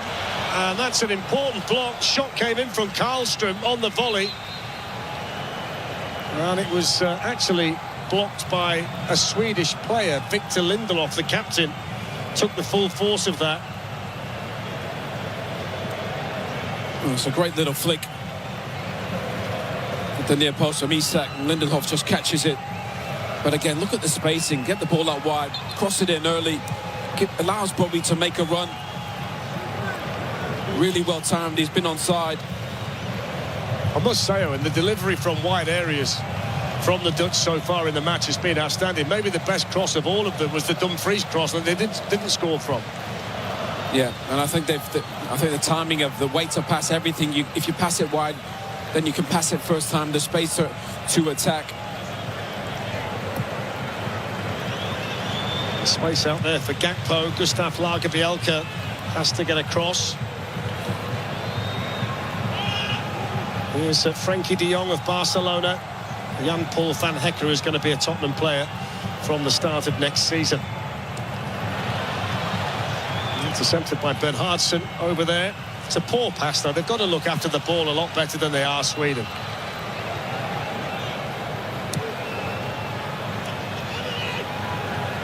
Gakpo.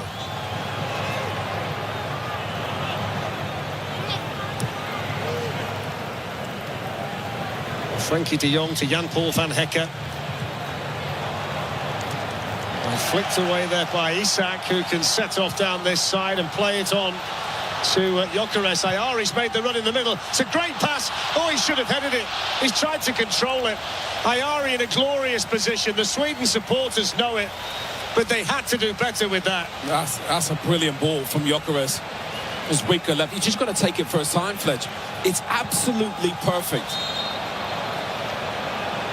He's in between. Shoulder. Look, he's got a head. He's got a head. He's just got a. That's a diving header. He's exasperated. He's not the only one in here, but that's a lot better. What a ball that was, by the way. Van Hekke gave it away a couple times in the sequence just before, which allowed the counter-attack. Had that been Ayari crossing to Gyökeres, it might have been a different outcome. I'll tell you what, I didn't realise Gyökeres had that, by the way. Yeah. With the left whipped in beautifully. We didn't see that for Arsenal in the Premier League last season. But that's better. The opportunity prior to that from Karlström that struck the face of Lindelof, and then that sweeping move down the left involving Isak and Gyökeres. So that might just give this beleaguered Swedish team an injection of confidence. But Fletch, they got to play some football, get the ball down and play. Stop playing it long. Play a little bit of football. They can do it, but they've just been overrun this first half. Tonight on FS1, Ecuador takes on Curacao in Group E, and our coverage begins at 7 o'clock Eastern, 4 p.m. Pacific. That's good from Isak. This is Nygren, Celtic player, tied it up in there by Mickey van der Ven. Oh, and that was exceptional play. Isak into Gyökeres. To be fair, he should have gone the other side. There was space, picked the wrong pass and came left. Here's Nygren on the ball again. First time from Gyökeres. Ayari's shot. Looking just to try and wrap his right foot around the ball. It's certainly been a different Sweden team, though, since the match break and since the conversation that Graham Potter had with his players.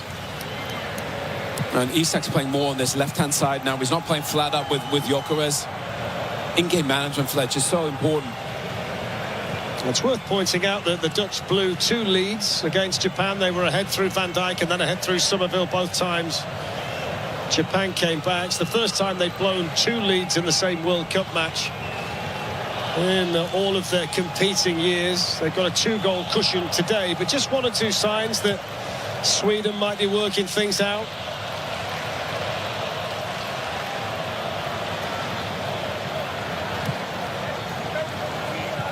Reinders made a great run. And Hekke didn't see him. I think because he gave it away a couple times just before, he was a bit reluctant.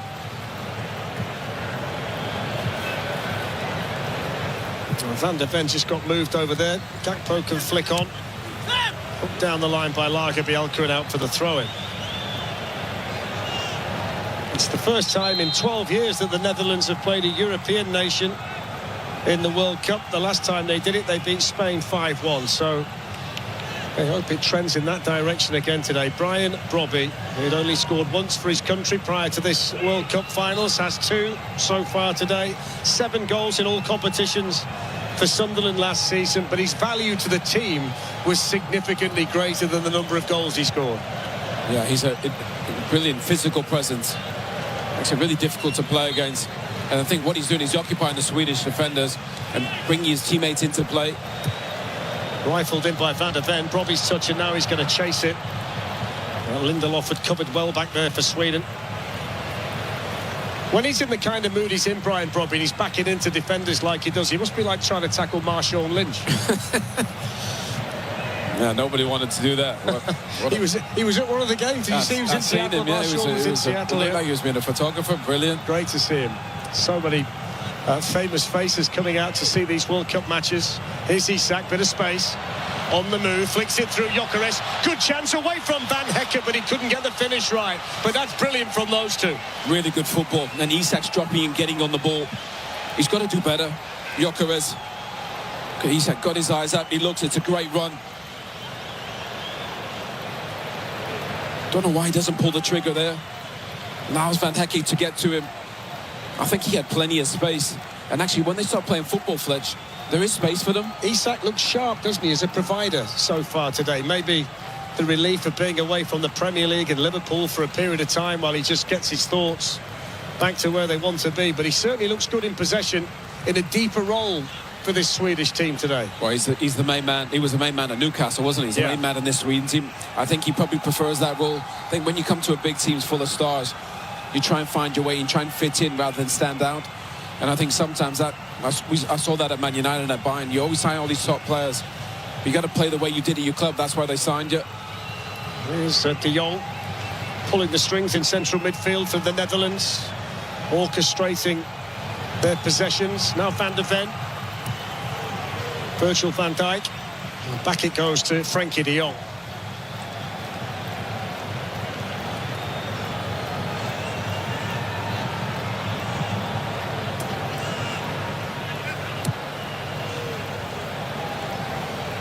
Well, this is what Japan did really well against the Netherlands. They denied them the space, just sat in.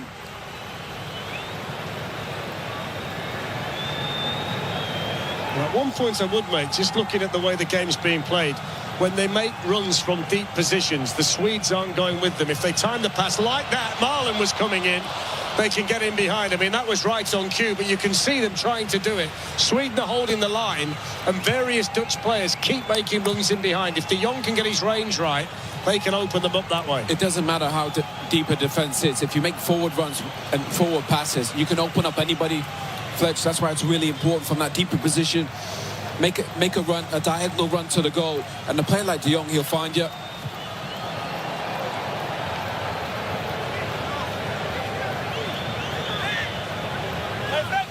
You're like a psychic there, Fletch.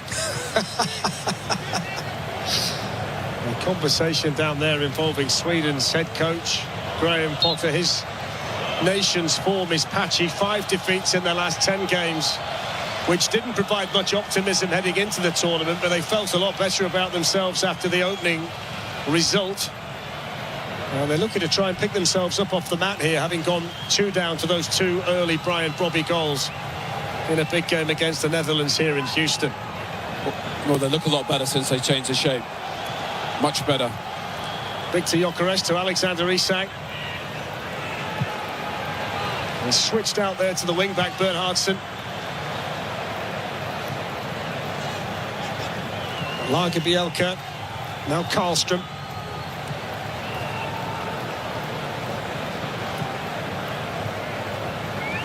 Lindelof's pass, Gyökeres, that's lovely. Infield to Ayari, now then. Back it goes here to Alexander Isak. Victor Gyökeres, shooting chance, good save, Bart Verbruggen.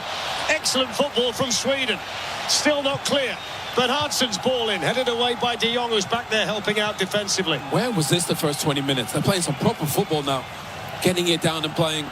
First 20 minutes, they just smashed it long up to the 2 strikers. It's a fantastic match, Owen. Yeah, really good. And again, it said about Ayari, got to get him on the ball. He's a player. Suppose there are too many good players down there for this not to be the kind of game that we're seeing. And you have to say the response from Sweden to going 2-0 down after the match break has been extremely impressive.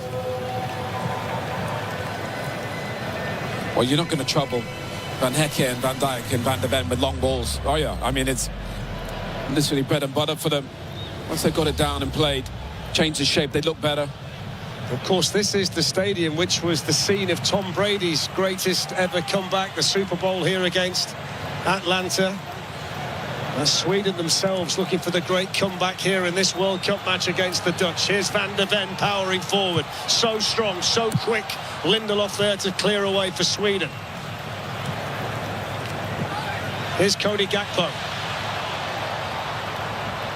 That's good defending over there by Lagerbielke, but he's given it straight to De Jong. Now Ryan Gravenberg, Tijani Reinders. Now Donyell Malen. Clipped in towards Brobby, headed away by Bernhardsson, the wing-back who was back there. And Gravenberg to De Jong. 2 players who made their way at Ajax before going on to bigger and better things. Gakpo of Liverpool skips away from Bernhardsson, hits the shot, Straight at Nordfeldt, who did well to hang on to it. Gakpo Mal, another beating of the Swedish defenders every time. You know, Gakpo loves to come inside on his right foot. Not enough power, not accurate enough. You know, needs to be a bit stronger from Gyökeres there, but the football was terrific from Sweden. Don't forget that later on tonight, FS1, Tunisia plays Japan in Group F. Coverage begins at 11:30 p.m. Eastern, 8:30 p.m. Pacific on FS1. 2-0 here to the Netherlands in Houston after a rip-roaring start. Brian Brobby with 2 goals after 17 minutes. But the better football in the last 10 to 15 minutes has come from the Swedish team. Gyökeres has tested the goalkeeper Verbruggen. There was a chance as well for Ayari. And Alexander Isak has become a growing threat for them.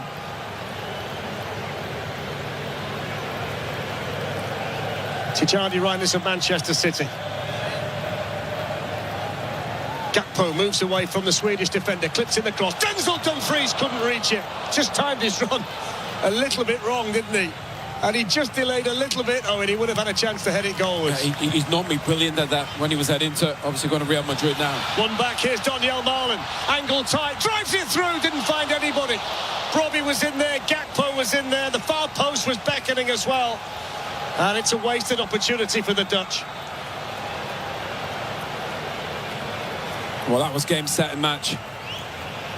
Well, really well done from De Jong, pressing Ayari.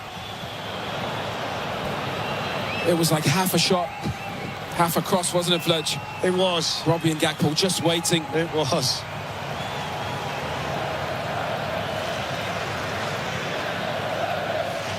Those early crosses were a problem for Sweden.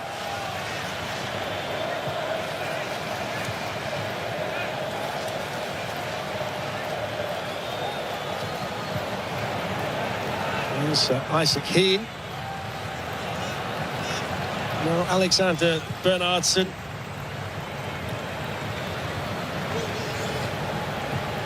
Plays in the second tier in Germany, Bernhardsson, so it's quite a step up to be up against this Dutch team in a World Cup finals match, a big World Cup finals match. But do you know what? He got a lot of assists in that second division. Isak's pass, Ayari's touch, Ayari's shot! Oh! Wouldn't it be appropriate if someone scored a rocket in Houston? Oh, you see what Verbruggen thinks. Great football again. Isak, Ayari. He doesn't have to smash that. He just has to place that.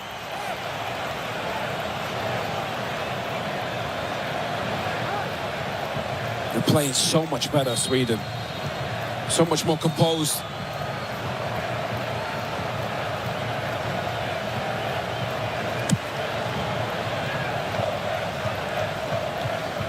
Headed away by Lindelof, forward then by De Jong. Ayari's header, Frankie De Jong battling for the ball and using his body well. And make sure you stay with us on Fox for the Visa half-time show with Rebecca Lowe, Javier Hernandez, the Dutch great Clarence Seedorf and Peter Schmeichel.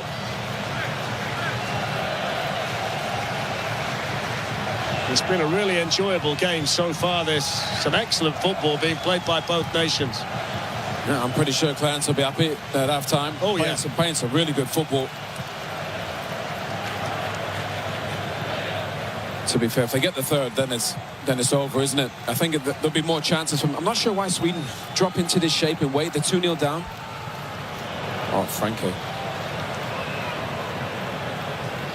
I tell you what, he's enjoying it so much out there at the moment. He's fun-time Frankie, isn't he, down there? Wow. He's a beautiful footballer. He is. I just think they've allowed him to do his job. Ryan Gravenberg's just been a little bit higher. Reinders has been a little bit higher. They've occupied the spaces better.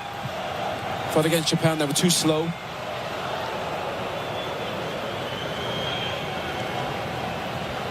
Into the final 2.5 minutes of what's been a very good half. Reinders made the run this time and Van Hekke didn't play the pass. It's on all the time, that run.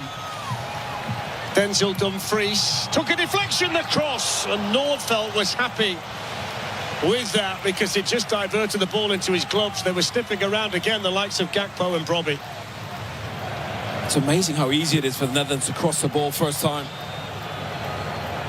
Just leaned down, didn't he, with his shoulder as well. If that struck the arm, then we might have been bringing Mark Glattenberg in.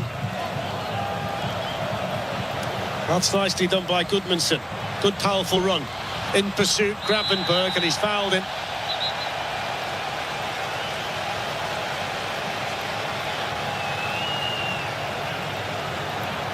It's a great run from Goodmanson from deep. A little bit surprised he's not got a card for that. Yeah, Michael Oliver, Premier League boys, in it, Ryan Gramber against Goodmanson from Leeds. Yeah. Said, I don't mind that bit of physical play. I think one thing the refs have done really well this time, they've let the game go a little bit, haven't they? Yeah. They haven't over-refed it. I'd agree with that, yeah. So let's see what Sweden can do from the free kick. They've got Benjamin Nygren over it. Had his best ever goal-scoring season for Celtic last season. The orange Dutch defensive line. Nygren with the ball. It's in! They've got one back! It's game on now, Lagerbielke. But it's going to be disallowed for offside. And it's going to end the Sweden celebrations. Isak wants to work with the referee, but that decision was made quickly.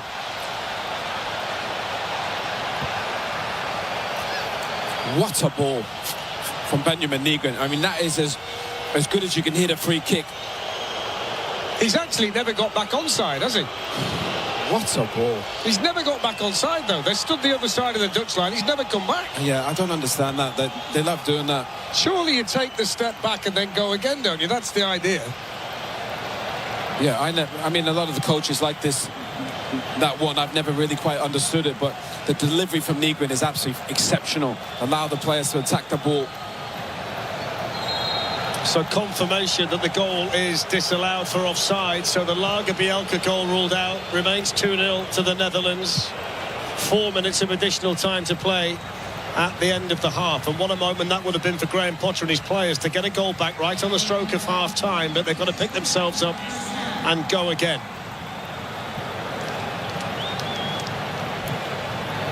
Cody Gakpo. It's a good run by Gakpo. Pulled back. Managed to miss everybody. Now the touch from Isak was heavy, but Goodmanson was quickly on the scene. Up goes Van Hekke. Wins his header, as you'd expect him to do. I'm pretty sure Gakpo's won every 1v1 on that left-hand side. He's literally just skipped by Bernardson every time he's got it. He can't handle him, can he? No, I think Graham Potter needs to change something there.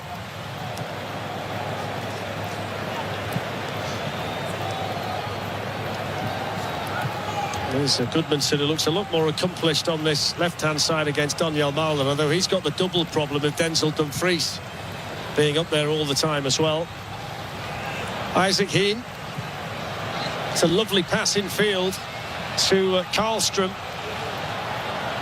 On by Gyökeres. Ayari.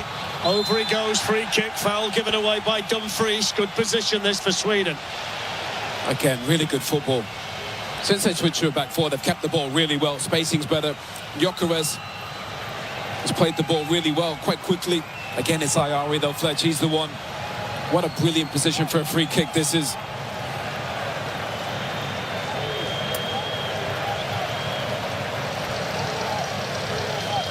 They need this before half-time. Yeah, this feels like a really big moment in the overall picture of the match. Bart Verbruggen organising the Dutch wall. Gyökeres and Isak stood side by side over the free kick. Daniel Malen's got the job of laying down behind the wall to prevent any low shots. I must say, the way that Benjamin Nygren took the previous free kick, you'd expect him to play his part here, wouldn't you? Possibly, but it's not really for a left footer, Fletch. Gyökeres is over on his body position. It looks like he's taking it. I think he might go goalkeeper's corner. I don't think he can get up and down over the wall. So 5 in the Dutch wall. The left side of the Dutch wall is very big. Van der Ven, Van Dijk, Van Hekke. So Gyökeres or Nygren, injury time at the end of the first half. Sweden need a goal. Gyökeres hits it, Verbruggen saves it. Yeah, and Verbruggen knew he was going to go there because the Dutch wall was too big. He couldn't get up and down from that distance. Well done, Verbruggen. Didn't cheat, didn't go too far over. Big Pete will be proud of that in the studio.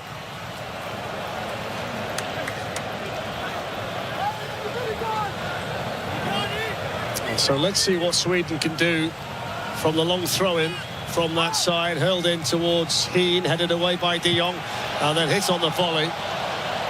And dragged wide by Nygren.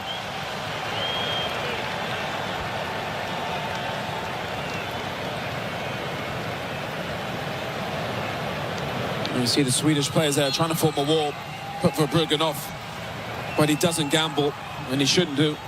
Makes a comfortable save. I love Refu. Gakpo beaten in the air. Lager Bielka. And the free kick here is a Swedish free kick. The foul committed by Virgil van Dijk, but they've got to get on with it here. Time running out at the end of the first half. Well, Bernardson with a chance to get a cross in. Mickey van der Ben's gone across there for the Dutch, supported by Frenkie de Jong, and in the end, the extra numbers pay dividends for the Netherlands. Van der Ben's pass, tried to pick out Gakpo, might provide a late opportunity here for Sweden. Nygren's managed to get away. Here's Ayari, couldn't quite get it through to Victor Gyökeres. They do now. Isak is waiting in the middle. Ayari with the shot low. Good save that, Verbruggen. That might just have been sneaking in. Oh, he's been so active, Ayari. Gyökeres has been good on this left-hand side. It's been a tale of two halves in this first half. Netherlands dominated the first 20 minutes, and Sweden have been terrific the last 20. It's the best 45 minutes first half that you and I have seen, I think, so far in the competition. What a great save from Verbruggen. Yeah. It's going in. Oh. So Sweden with the corner, last chance of the first half. Can they find a goal and half the deficit here before they go into the dressing room? Good punch, got all of it, didn't he, Bart Verbruggen, and there's the half-time whistle. What a 45 minutes that was in Houston. 2 goals inside 17 minutes for Brian Brobby. The Dutch might have had more, but Gyökeres tested Verbruggen twice, so did Ayari. Lager Bielka had one ruled out. Can't wait for the second half. Netherlands 2, Sweden 0. There's danger out there. It lurks on highways and quiet neighborhood streets. It's more like... You're locked into a lot of things you can't change. Weather, traffic. Hey, stay in your lane. Your wireless carrier's latest price hike. But you can unlock a better way. Unlock the savings at Boost Mobile and save up to $600 a year. Switch to the $25 a month unlimited wireless plan. No contracts, no price hikes, and you keep your phone. Stop being locked into their games. Unlock the savings at boostmobile.com/unlock. Based on average annual single line of payment of AT&T, Verizon, and T-Mobile customers compared to 12 months on the Boost Mobile unlimited wireless plan as of January 2026. For full offer details, visit boostmobile.com. Did you know not all batteries are the same? For example, only Duracell batteries are built different with Power Boost ingredients. And Duracell are the only batteries that make this sound every time you say Power Boost ingredients. See? Duracell batteries with Power Boost ingredients. You try.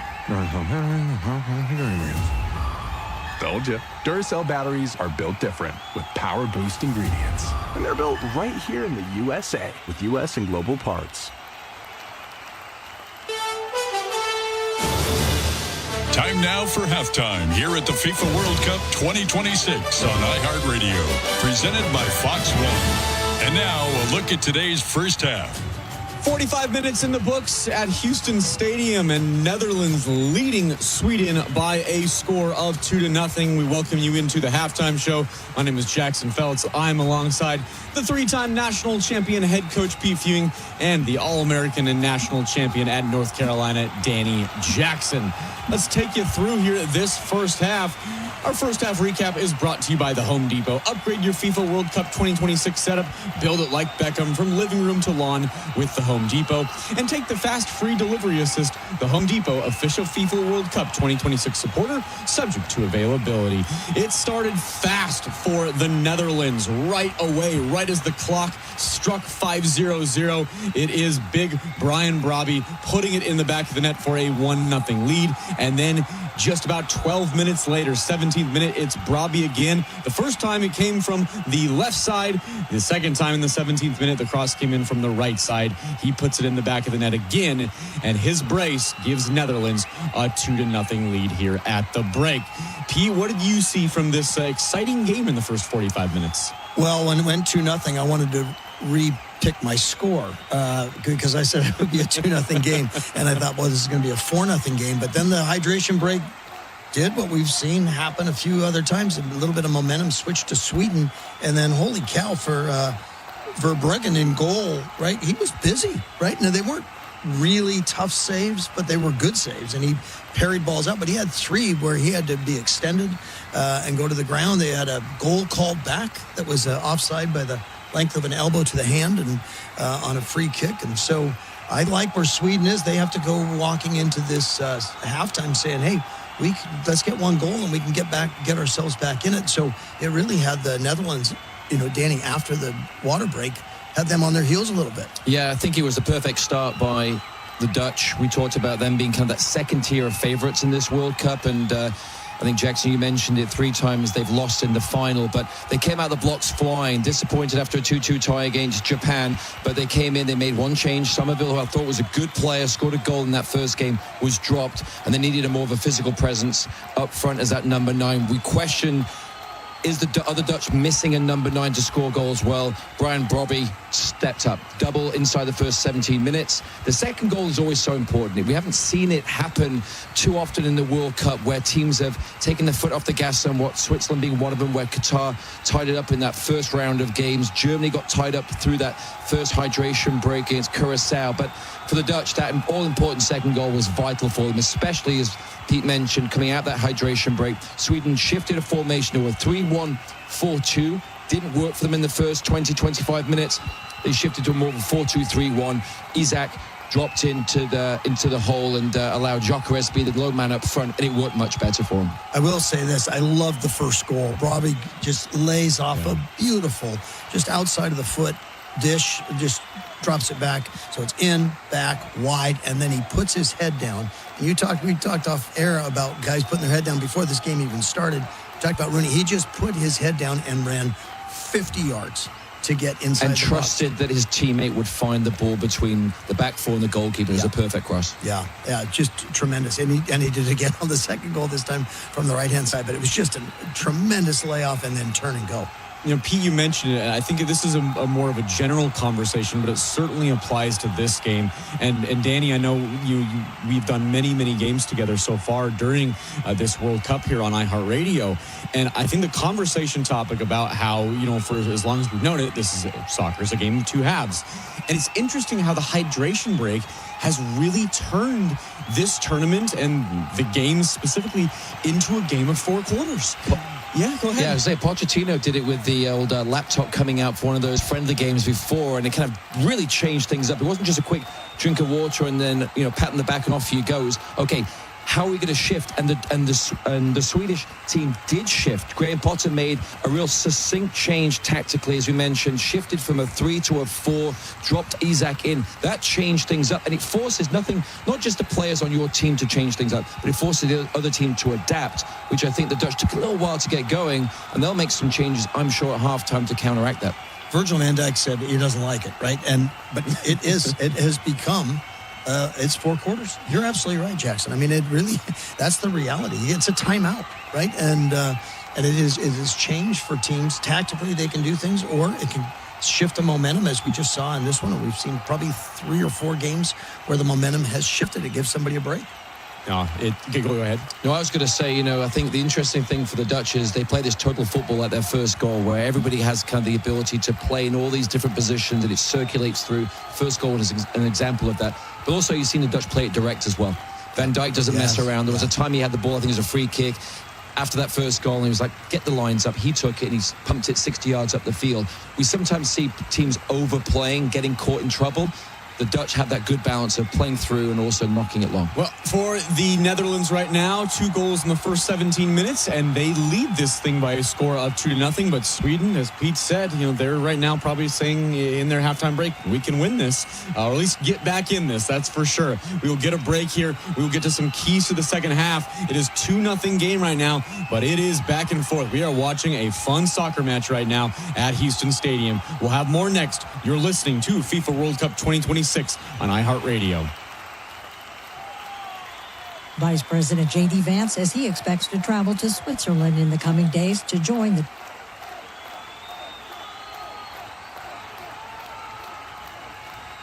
Discover a new podcast from our library of over 350,000 titles. Here's an iHeartRadio podcast preview. Here's something pretty disturbing I discovered while researching this podcast. This is what it actually says on the Los Angeles Police Department website. The site states that the Adult Missing Persons Unit investigates 3,200 cases a month, and 70% of those missing people are found or returned voluntarily within 2 or 3 days. It goes on to explain, and I quote here, "Since being a missing person is not a crime, police are given a very limited role while conducting these types of investigations."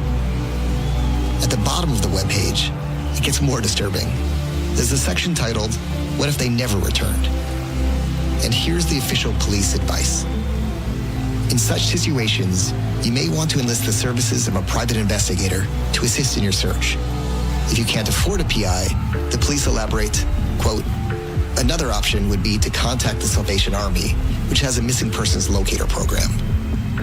There is not a single sentence on the LAPD website that would lead a loved one of a missing person to have any faith that the police would properly investigate it. What the LAPD is basically saying is, if someone you love goes missing, don't overreact. They'll probably turn up unless they don't, in which case you should get someone besides the police to look into it. All this is my way of saying, if the police took missing persons cases as seriously as they do, say, bank robberies, I wouldn't have had to do this podcast in the first place and end up chasing a violent criminal halfway around the country. I'm Neil Strauss, and you can hear the full story of To Live and Die in LA. Listen and follow this podcast for free on the iHeartRadio app. #1 for music, radio, and podcasts all in one.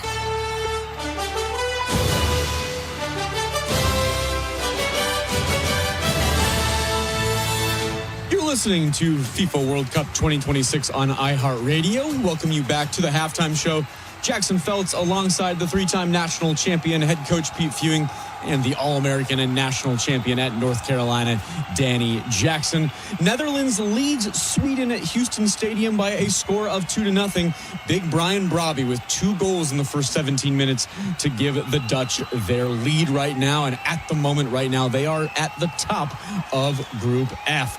Let's get to some keys. Our keys to the second half are brought to you by Fox One.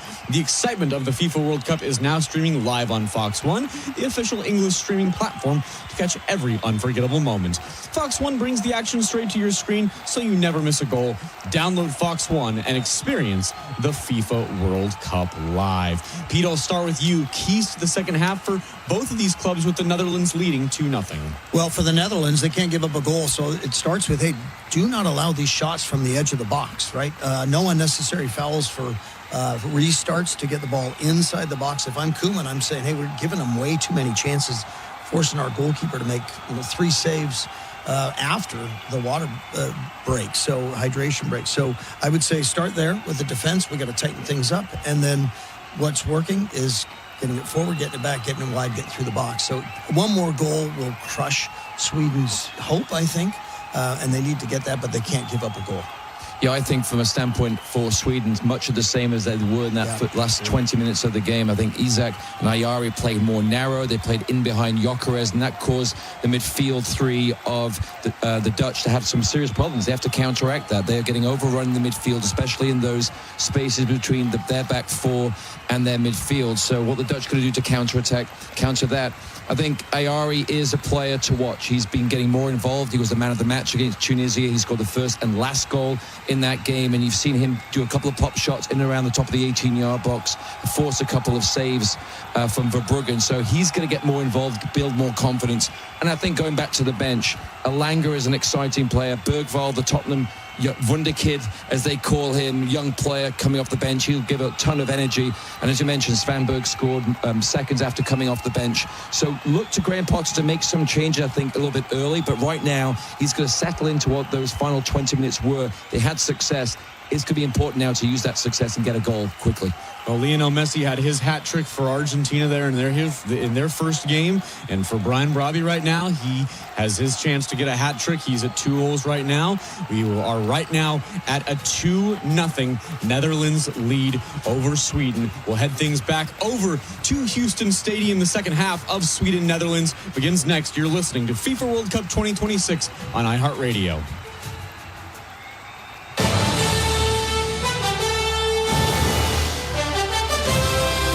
The free iHeartRadio app is #1 for music, radio, and podcasts, all in one. Discover a new podcast from our library of over 350,000 titles. Here's an iHeartRadio podcast preview. When you work undercover, you really have to play the role because you stand to lose more than just an Oscar. If you make a mistake, these people will kill you in the blink of an eye. If the American government asked you to move to Colombia to hunt down the world's most brutal narco-terrorist, what would you say? I was a rookie policeman shaking in my boots. In the 1980s, a new generation of American special agents landed in Latin America, tasked with capturing a new breed of ultraviolet narco-terrorist. She would kill you if you owed her money. She would kill you if you encroached on her territory. She would kill you if you personally insulted her. Sometimes she would just kill you for the fun of it. He had all the resources in the world, hundreds of millions of dollars. A man that could have a political candidate running for president assassinated on stage. This was war. My name is John Cuban. I'm the host of a new podcast series called Real Narcos. It follows the stories of the world's most dangerous drug lords and the American special agents who hunted them down. Here you are, a doorway away from the most wanted man in the world. You're not expecting him to go down without a fight. We didn't have sophisticated software. That didn't exist. The software was a pen and paper. The only destiny drug traffickers have is either prison or death. Real Narcos sits down with the fearless agents and journalists who were there on the ground at the time to tell the inside story of the hunt for some of history's most dangerous criminal masterminds. These guys are the real deal. And this is Real Narcos. Listen and follow this podcast for free on the iHeartRadio app. #1 for music, radio, and podcasts, all in one. We now rejoin Fox's live play-by-play coverage of the second half of today's FIFA World Cup 2026 match. Follow all the exclusive World Cup action on iHeartRadio. Asensio Somerville on. The reason that he didn't start, according to the Dutch media, is he's managing a slight calf issue, a slight injury, nothing too serious. But, I mean, this is a heck of a player to send on off the bench to start the second half with a 2-0 lead. Yeah, he's a brilliant player, 1v1. Loves to dribble, get the ball, and just run at defenders. Probably unlucky, Daniel Marlin, to come off. Maybe, like Clarence said, might be a little knock. So he scored his first goal for his country in the first match against Japan, then was taken off. Now he comes on with the Netherlands leading 2-0. And the statistic that they're going to care about is that 20 previous times in World Cup finals they've had a half-time lead and they've never lost from that position. So they're in a position of strength, but as Chicharito said just before the team handed back, they're still in this game, Sweden, provided they score the next goal. Yeah, because they played terrific football the last 20 minutes of that first half. All that was missing was a goal, really. Once they got the ball down and played, they were really good. Any surprise that Graham Potter's not sent on Anthony Elanga at half-time? Yeah, so probably a lot. He's so quick and so explosive. I think Bernardson really struggled on this right-hand side. Here's Negron with a couple of step-overs against Van Dijk, and he was trying to slip that through to Ayari. He's well defended in there by Gravenberg, and then the Dutch will get the free kick for the foul on Reinders. I thought that ball was there to be won. Caution. Here you see the replay. Yeah, he gets the ball, toes it away. He's in a good position, Michael Ove. I'm surprised he didn't see that.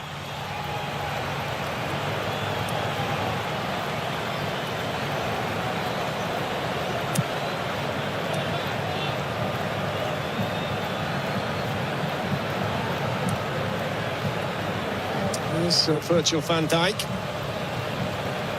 No, Jan-Paul van Hekken. The supporters inside the stadium here in Houston belatedly taking their seats after the half-time break. Those two Dutch goals, both scored by Brian Brobby inside 18 minutes. That's in towards Tijani Reinders, who couldn't quite find the space to bring it down. Well, there's plenty of time here for the Netherlands captain Van Dijk to get things back under control. The one thing Somerville has to do is just manage himself a little bit second half, because like Mickey van der Ven, he's a booking away from missing the third match, and the third match is relevant for the Netherlands team regardless of what happens here. Here's Somerville for the first time with a smart turn. Excellent play. Dumfries 3-0. It's COYI Gakpo, and that might just do it.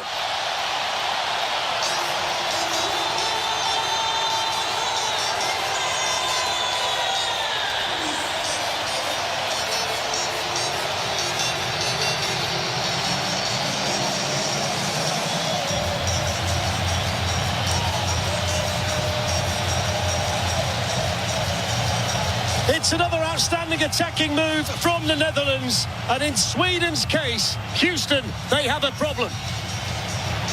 Yeah, Houston, we have lift off. He might be just offside, Gakpo.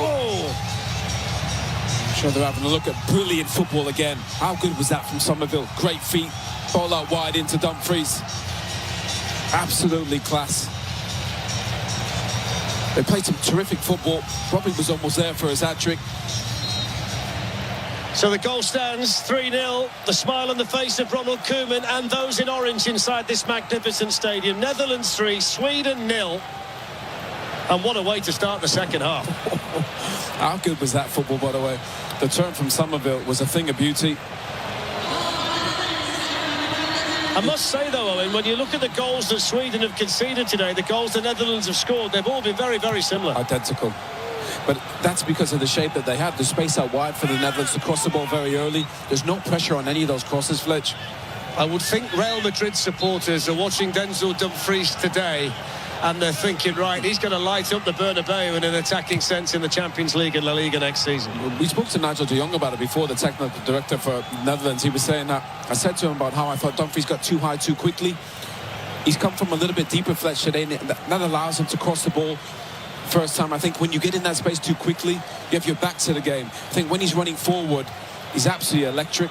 What about this for a statistic? The Swedes haven't lost a World Cup match by 3 goals since Pelé was a teenager, the World Cup final in 1958. Hey, what a stat that is. Who gave you that? That's a belter. Don't you worry about where it came from. Anything with Pelé in it is good stuff. Lovely touch, Brian Brobby. Here's COYI Gakpo. And in the end, they were just a fraction too physical for him. And in actual fact, the man who's just scored the third Dutch goal was quite vociferously appealing for a free kick there. I thought Lagerbielke did terrific just to put him off. Otherwise, he would have pulled the trigger, Gakpo. I mean, he's got to get Elanga on now, Potter, hasn't he? He might have missed the trick at half-time, but he's got to come on now. Yeah. Has to. He needs it, especially on this right-hand side, although he swaps him on the left. But Bernardsson has really struggled. And it just shows, I think, when the Netherlands up the tempo, get the ball out wide and cross it, it's just game on for them. So 3-0, 2 for Brobby in the first half. The Gakpo goal 2 minutes into the second. And the mountain that the Swedes have to climb is extremely steep and treacherous now the rest of the way. Ayari with the cross. That's a good ball. Van Hekke was challenging Gyökeres. And then Goodmanson keeps it in play on that side and wins the throw-in off the Somerville deflection. Well, it's not only Elanga. You think about Lucas Bagba as a terrific player. I think they need another footballer on there. That was a brilliant cross from Ayari. He's had a really good game so far. Sweden have to think about the bigger picture in Group F. They've got to think about damage limitation in terms of the number of goals they concede. They started the match +4 in the goal difference column. It feels like the kind of group where goal difference might well count. At the moment, they've got 3 points. The Dutch would move on to 4, and then Japan have got to play Tunisia, who were easily beaten by the Swedes in the first match a little bit later on. In goes the cross from Bernardsson. That was a good ball as well, which Sweden couldn't make more of. And then Van Dijk was beaten in the air and just had to make sure he got there ahead of Karlström. It was a nice pass from Bernardsson, actually with his weaker right. He loves it on his left. And the Netherlands goal difference as it stands +3. And Japan's goal difference 0. And the Sweden goal difference is +1. So it's completely changed around based on the number of goals the Dutch have scored here and the number of goals the Swedes have conceded. In goes the throw-in from Gudmundsson for Sweden. Ayari with a shot. That's a good block by Brian Brobby. And that's going to go behind for the goal kick. Ayari seems to be popping up everywhere. He became the youngest player to score 2 goals in a World Cup match when he got the brace against Tunisia on match day 1. That really has been a big performer in this World Cup to this stage for Sweden. He's technically a very good player. Only young, only 22, had a brilliant season for Brighton. Little flick by Isak, but Van Hecke's there. 3 players from Brighton on the pitch at the moment, as well as Ayari in midfield. We've got the 2 Dutch players, Verbruggen, Van Hecke. Another yellow card shown on that side to Gudmundsson. So the Swedish Leeds United defender, the first player shown a card today by Michael Oliver. So I must say, I don't see a great deal different in that to the one that Gravenberch got away with in the first half, if I'm being picky. No, you're right. Yeah. To be fair, I think the legs just got tangled. I don't think he actually meant it, Gudmundsson. He was just trying to run back and just got tangled.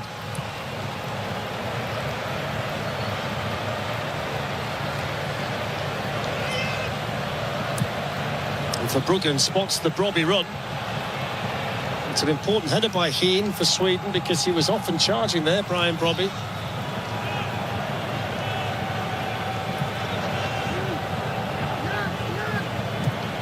Heen sends it long. Gyökeres sets off. Van Hecke underneath it for the Dutch. Steers it out to Van de Ven, but he's beaten to it by Bernardsson. And Isak had to get himself back on side, which he was able to do. And then he lost control of the ball. Seemed to lose his train of thought. And Gravenberch nice and composed with the ball, just waiting for things to develop. Now he picks out Somerville. The Dutch on the move, the orange flooding forward. Here's Cody Gakpo, drops his shoulder, hits the shot, 4-0. Brilliant from Gakpo. The Netherlands are running riot.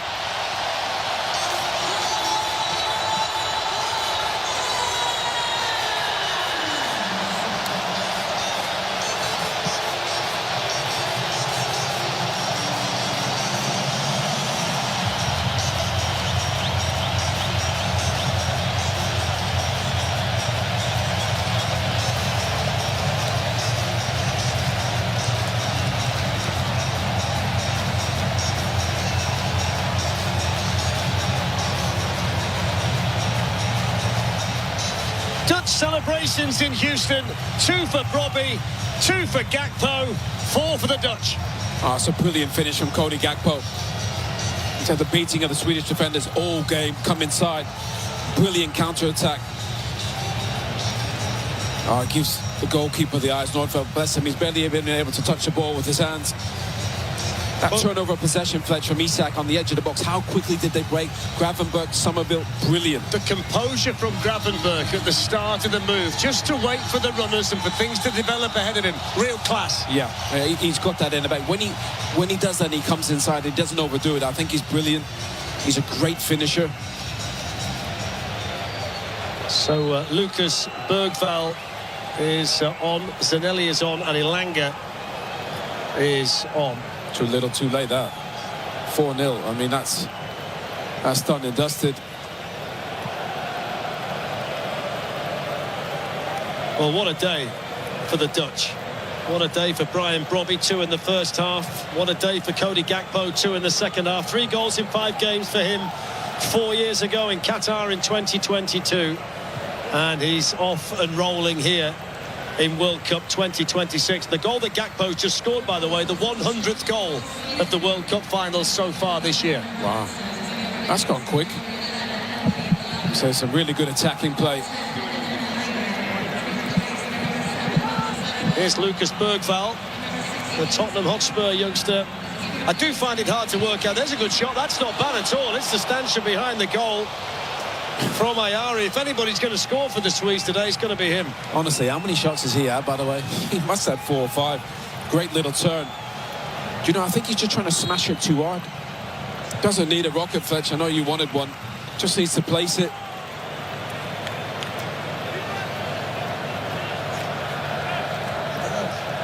I think there's more goals for the Netherlands. They'll get chance, there'll be space.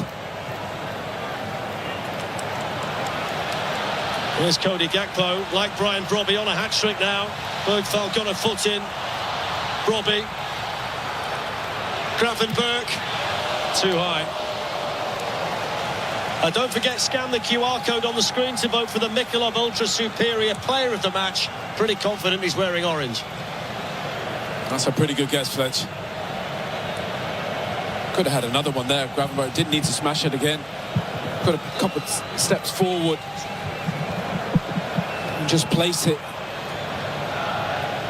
What a performance from the Netherlands. Astonishing. Right from the opening minute. Yeah, tempo, urgency, bit of pace in their passing. And the one thing is they've been clinical. Every time they got in front of goal, it's almost been a first-time finish.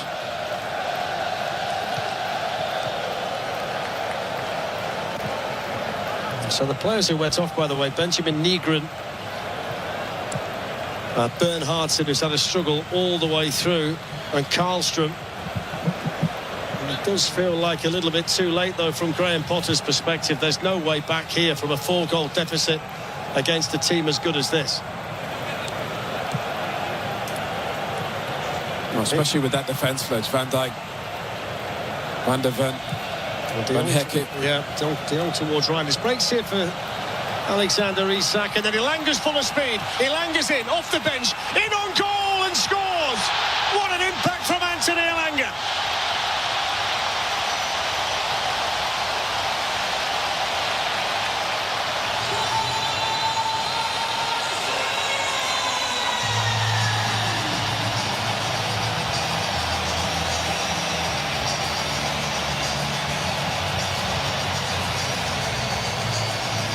Well, there's a lifeline for Sweden. Anthony Ilanga off the bench.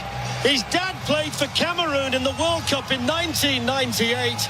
And Anthony Ilanga scores a goal in the World Cup in 2026. What a brilliant goal. That's Anthony Ilanga in a nutshell. He's so quick and explosive.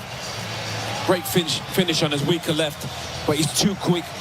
Runs away from Van der Ven. I think Van Dijk wasn't sure, should I go in, but he knew he couldn't get there. He's so quick, Ilanga. We didn't see him do that anywhere near enough in his first season at Newcastle. As a Nottingham Forest player, that was his trademark goal. We saw it for Manchester United. Had such a tough season at Newcastle, but he finished that brilliantly. But you know, he's brilliant when the space opens up and he makes that run. And once he makes that run and makes his teammates mind up to pass the ball into the space, nobody can live with him running from that distance. Well, that's his 7th goal for Sweden. Scored a couple of goals in qualifying. And it just throw them a lifeline, but they're going to need some comeback here. Here's Ayari. They've got to keep the belief, the Swedes. They've got to score the next goal. Ilanga trying to be a danger again, and all of a sudden he gives the likes of Van Dijk and Van Hecke something else to think about. Well, with, say, Isak's on the left, Ilanga on the right, Joker as a striker, Ayari in behind and back. Well, you've got some good attacking players, Fletch.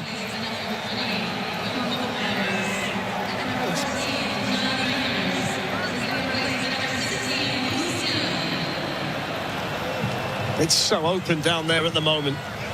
Sweden have got to find 3 goals, and in doing so, it might just leave them susceptible elsewhere. I think Ronald Koeman would be furious with that goal. The turnover of possession in midfield is so unnecessary. The team's too high. You're 4-0 up. You don't need to concede that space. Just play a little bit deeper.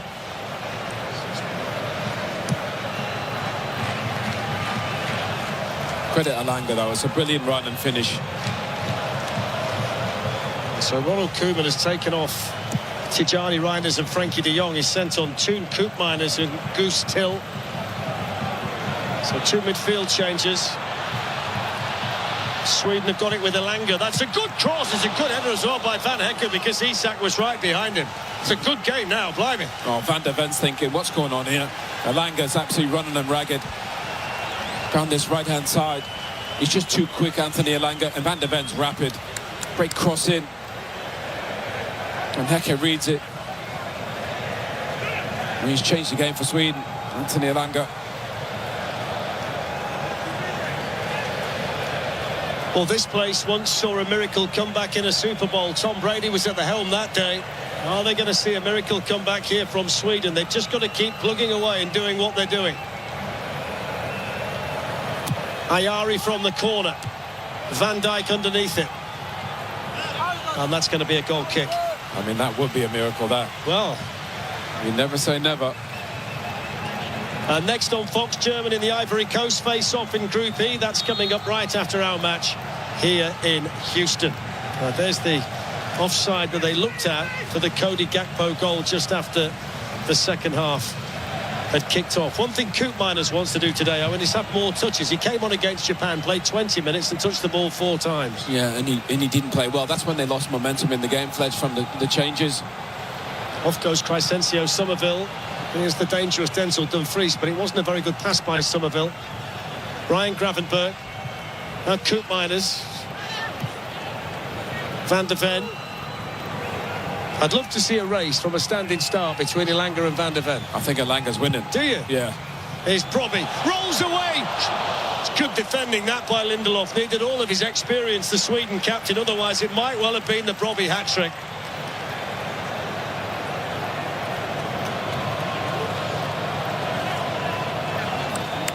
Edwin van der Sar, Patrick Kluivert, Mary Djokovic, Arsene Wenger. Star-studded cast. There's a few in there. I'm sure Patrick Kluivert would like to see Justin Kluivert. His son got himself on today. And Patrick, who's played in the World Cup for the Dutch before. So Koopmeiners with the corner. Van Dijk and Van Hekken with the target. Flicked away by Sweden. Still 27 minutes of this match to play. Goals galore in Houston today. I have a feeling it's not going to stay 4-1 this. I hope they're not famous last words, Owen. Such a good game. Sweden are good when they play, but obviously they've really struggled defensively. You have to credit the Netherlands. They play quick, move the ball sharp. That's the turnover possession from Isak. Just trying to stud it. But you made a great point, Fletch. The patience and composure of Gakpo. Marco Bielki can't let him come inside on his right, Fletch. He's got to go left. Here's Victor Gyökeres up against Jan-Paul Van Hekken, who defended it really well for the Dutch. Off goes Gravenberg, who's been brilliant today. Oh, he's fabulous to watch. That's why he's not a defensive midfield player. He's allowed to drive. That's a good challenge. Lager Bielka very, very firm on Gakpo, but he was very fair as well. Yeah, but that's what they should have done a bit earlier. Be a bit more physical. That's a proper tackle from Lager Bielka. And Gakpo gets there as well. Does brilliant Gakpo. He takes it. Bit of ball, bit of body. That's how they like it. Yeah, we love that. It's 4-1 though, Fledge. You know what I mean? They left it too late. Yeah. I'd just like to look into 1 or 2 Dutch eyes if it becomes 4-2. Well, the Nibel on Koeman out there, he was a brilliant centre-back in his day. They gave that game away the other day, didn't they, Fletch, against Japan? Yeah, had it under control and made some subs and lost urgency. They don't want to drop off and wait. Elanga made his run down this side. The ball didn't go to him. Here's Heen, and now Victor Lindelof. You can see Mickey van der Ven's giving himself a bit of a head start now. He's seen the pace 2 times. That's a lovely take by Isak under pressure. Now Victor Gyökeres. Good foot in by Van Hekken. Elanga then dispossessed by the substitute Till. Here's Bergval. Isak. Elanga. Back to Isak. Sweden looking for another goal to drag themselves kicking and screaming back into the match. That's not the best of crosses though. Plenty of time over there for Somerville. He's such a beautiful dribbler, Somerville. No centre of gravity.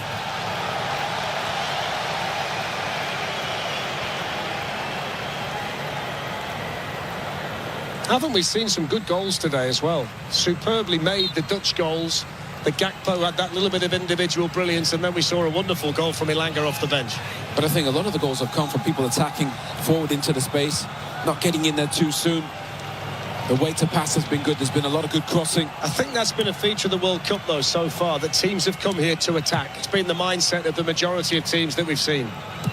And it really is lending itself to some fantastic matches, high-scoring matches, over 100 goals already. 5 more here today. Brian Brobby in looking for another one. Angles against him, so he couldn't pull the trigger. Offside flag up against the big Dutch number 9. Yeah, I think you're right, Fletch. I think we're not seeing as much tiki-taka anymore. Even in the Premier League, it seems playing a little bit more direct. Even Spain is a bit more vertical, a bit more direct.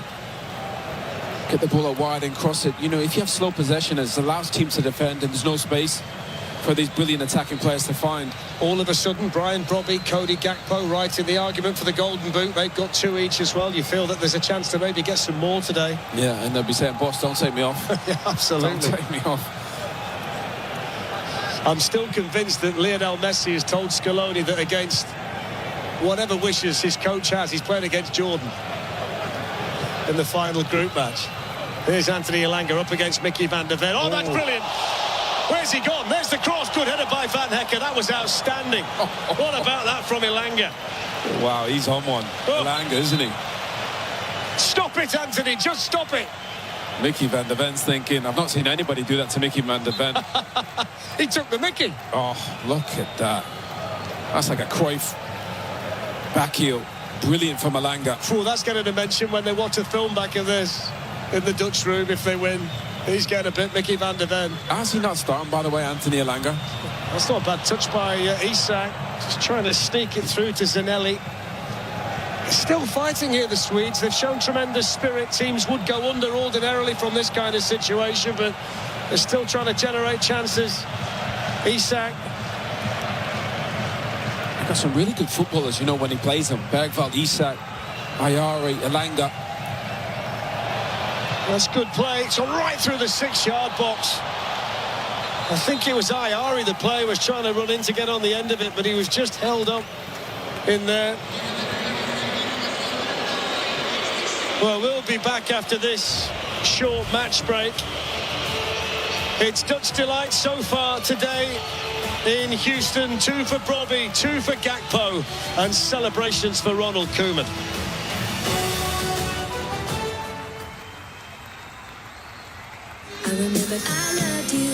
Toy Story 5 expected to make about 100. Unlock the savings at Boost Mobile and save up to $600 a year. I've been scouting these big carriers for a minute now, and I've seen them pull the same play 1,000 times. They promise you the world, then hit you with a price hike right when the game gets tight. But Boost Mobile, their $25 a month unlimited wireless plan is the most consistent player on the floor. No contracts, no price hikes. Unlock the savings today at boostmobile.com/unlock. Based on average annual single line payment of AT&T, Verizon, and T-Mobile customers compared to 12 months of the Boost Mobile unlimited wireless plan as of January 2026. For full offer details, visit boostmobile.com. For adults with Crohn's disease or ulcerative colitis symptoms, every choice matters. Tremfya offers self-injection or intravenous infusion from the start. Tremfya is administered as injections under the skin or infusions through a vein every 4 weeks, followed by injections under the skin every 4 or 8 weeks. If your doctor decides that you can self-inject Tremfya, proper training is required.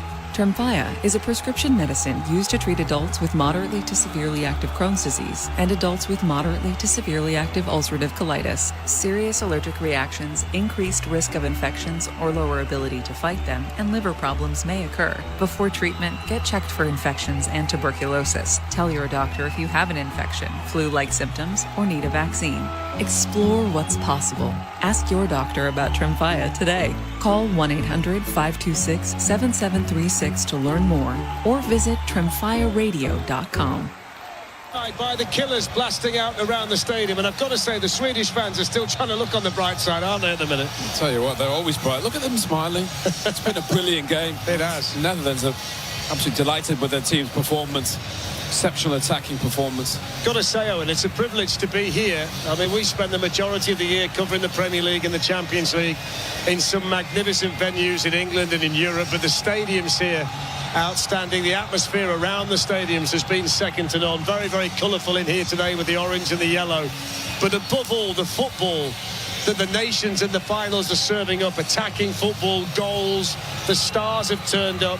This has been great to this point. Look at everybody enjoying themselves in here. Look, we think we got great stadiums in the Premier League, and we do. These stadiums over here are just another level. No, the fans have been exceptional. There's been no stress, no animosity towards each other. The football's been great. The stars have showed up. Messi and Mbappe. So there's Memphis Depay, the all-time record goal scorer for the Dutch. Brian Brobby won't get his hat-trick today because he's coming off. But I'm pretty sure he's played his way into the starting lineup from this point on. Look at his face, Brobby. Thinking, can't believe you took me off, boss. Memphis wants to get in on the action. He starts on 55 goals for the Netherlands. Can he add to his tally here in what remains of this match against Sweden? 2 for Brobby, 2 for Gakpo, and a great goal off the bench for Elanga. Memphis with his first touch, nice touch to Gakpo. On it went towards Memphis Depay, and seen back to Nordfeldt, the goalkeeper, by the Sweden captain Lindelof. Yeah, Gakpo has been brilliant today. His first season at Liverpool, I thought he was terrific. He was very direct and very positive. I think today he's had that again. I know it's been a difficult season for the Liverpool players. Do you know what, Owen? I'm watching 3 Liverpool players down there today. Gravenberch, Isak, and as you mentioned, Gakpo. They've all looked like they've got the weight of the world on their shoulders at club level this season, but they're playing with so much more freedom, all of them here today. Yeah, it was such a difficult season, I think, for all those players. There's so many things went against them. Lovely little touch on Ayari from Gakpo.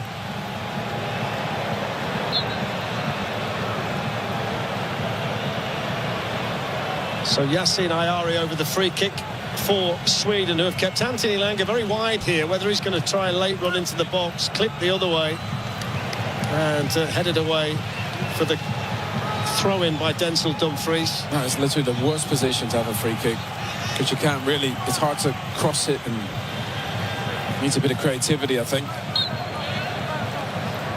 Goodmanson's long throw, too high for Isak, away by Dumfries as far as Bergvall. That's an elegant ball out with the outside of the boot.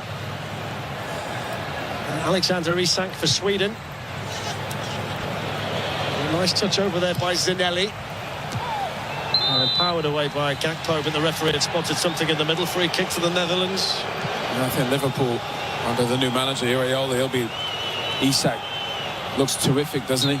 Just today, yeah. He looks sharp. I know he didn't last season, but they had a lot of injuries.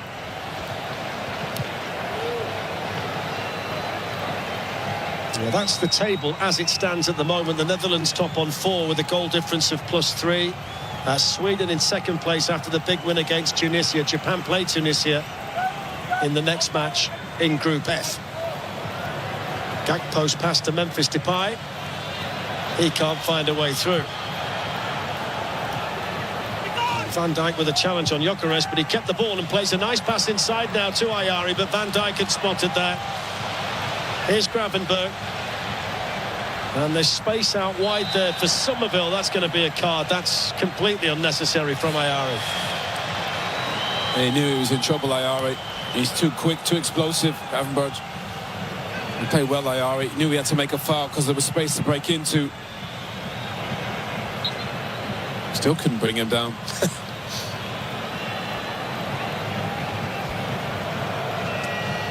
Don't forget tonight on FS1, Ecuador takes on Curacao in Group E. Coverage begins at 7 p.m. Eastern, 4 p.m. Pacific.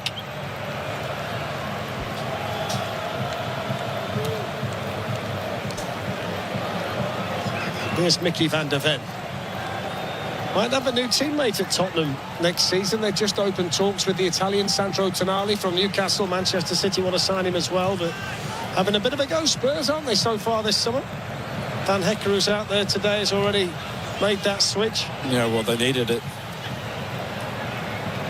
2 dreadful seasons in the Premier League. Here is the newest Tottenham Hotspur player, Jan-Paul Van Hecker. Now Mickey van der Ven. Cody Gakpo. Van der Ven's carried on running. Bergvall is Tottenham teammates of Tottenham free-for-all down there at the moment. Bergvall from Tottenham was the player who got back.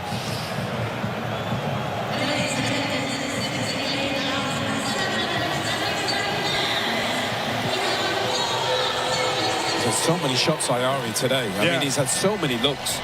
He's so active. And he just tried to smash it out. The one he hit best, he hit quite low. It's a brilliant save from Verbruggen. I shouldn't be surprised, though, because 3 of the goals they scored against Tunisia were from outside the box. So the fact they're shooting from distance today is not out of character for them. They had a lot of success with it in their opening match. Just a word on Memphis Depay. The fact he's on the pitch, he's now on to cap number 111. So he's only one behind Frank de Boer, who's in 3rd place on the all-time list of appearances for the Netherlands. What a run from Elanga it was. Bagwell should have played him in. Elanga delivers the cross. Van Dijk flicks it away. Alexander Isak, now Lucas Bergvall. Isak running to the byline. Good cross, good defending Van Hekke. Not the best of passes by Van de Ven. Sweden with half a chance. Sanelli couldn't get there. Gyökeres couldn't find him. And then the free kick's going to be given to the Dutch. Brilliant defending in there by Van Hekke. Yeah, and it was brilliant from Isak just before. Really needed great defending. That would have changed the game. 77 minutes, 4-2.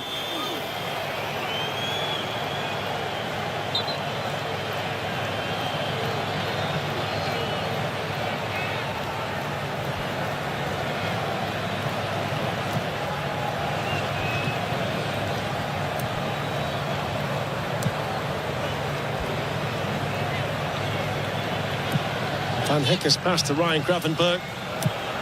On it goes now to Somerville. And Goodmanson in pursuit.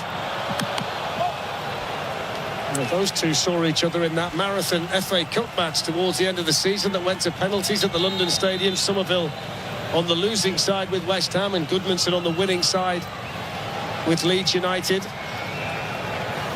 That's the view that the referee Michael Oliver had of Anthony Elanga's goal. It looks even better from that view. Yeah, and Michael Oliver knew exactly what was happening. Anthony's going to run into that space. I'm surprised Graham Potter didn't bring him a little bit sooner. The impact that he's had has been terrific. When Anthony has space to run into, he's devastating. So Taha Ali has come on. Yassine Ayari has gone off for Sweden.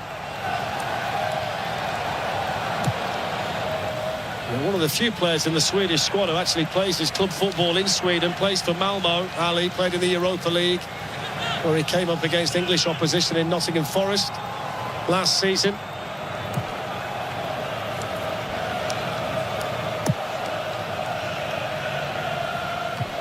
Mickey van der Ven's header. Koopmeiners gives it away. That looked like handball by Lagerbielke, but the officials didn't see it. They seemed to see it on the Dutch bench. Yeah, he did. Isak's getting some good positions. Ali's a good dribbler. Here he is on the ball for the first time since coming on. Wants to go at Denzel Dumfries. Zanelli. Isak. Tried to play it in behind Mickey van der Ven to Anthony Elanga, but the Tottenham defender read it well. It was the right idea. It was a great run as well. Isak was just waiting for the run from Elanga, but it was defended brilliantly. Later on tonight, FS1, the next game in this group, Group F, Tunisia playing Japan. Coverage begins at 11:30 p.m. Eastern, 8:30 p.m. Pacific. And a reminder, that's on FS1. Somerville's pass, Memphis Depay was almost in. Good defended by Lindelof. Lucas Bergvall to Anthony Elanga. Bit of space on this side for the Newcastle player. It's a heavy touch straight at Van der Ven, and then Bergvall caught Gakpo.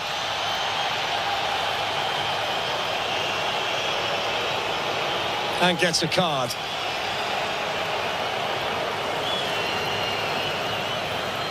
So a yellow card for Lucas Bergvall for that challenge on Cody Gakpo. The one thing Michael Oliver didn't do, I noticed, when he was behind Anthony Elanga, he got enough experience to know that it was pointless trying to chase behind him to get close enough to him. He thought he can have that.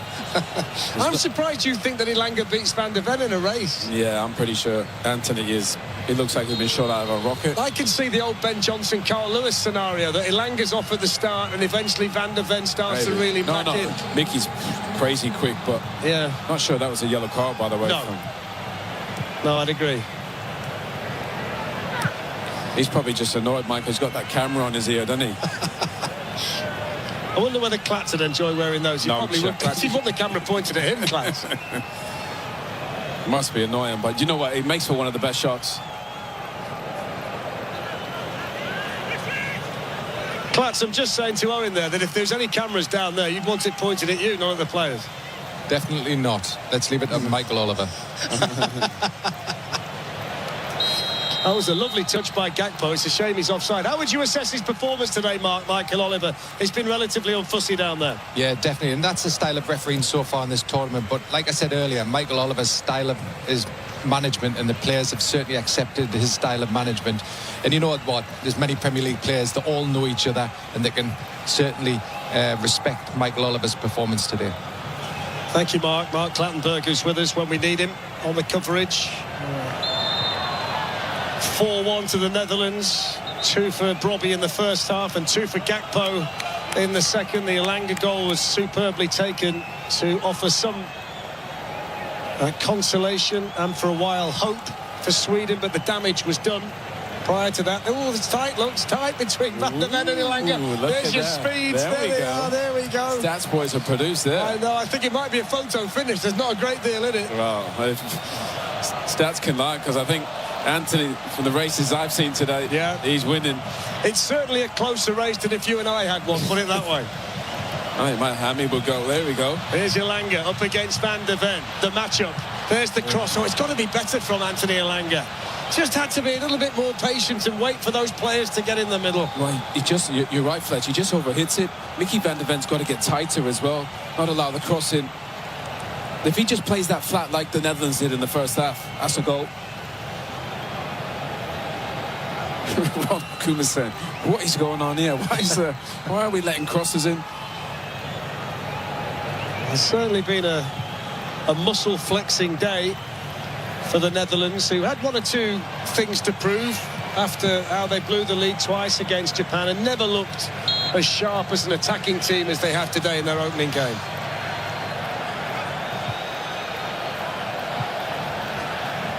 Dumfries' header, throw into the Netherlands on the far side. Yeah, they put it all together today, Fletch. Defended well. Goalkeepers made some terrific saves. They've been lethal when they've attacked and clinical in front of goal. It just shows what an unforgiving game this is and how unforgiving the World Cup can be. Talk about going from the penthouse to the outhouse. 5-1 winners against Tunisia. Now they're on the wrong end of a 4-1 against the Dutch in the next match, the Swedes. Well, it can bite you quickly. I think Big Pete said it in the studio before. They had it quite easy. Yeah. Sweden, this was definitely not. Sadelli's ball to Elanga. Out it goes to Isak. They're still fighting, though, with 6 minutes left. Ali's ball, Isak, chance to shoot, bends one, Verbruggen saves it. Good that from Isak.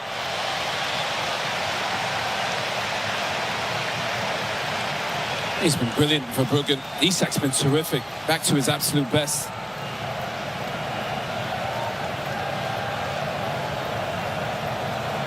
He's read that beautifully for Verbruggen.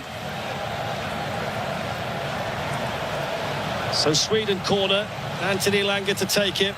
Still looking for goals, the Swedes. Goals could be important when they add the points up at the end of things in Group F. Glanced away by Denzel Dumfries. Zanelli with the shot, and that's straightforward for Bart Verbruggen. And the Dutch player down here is Virgil van Dijk, which is a concern for Ronald Koeman.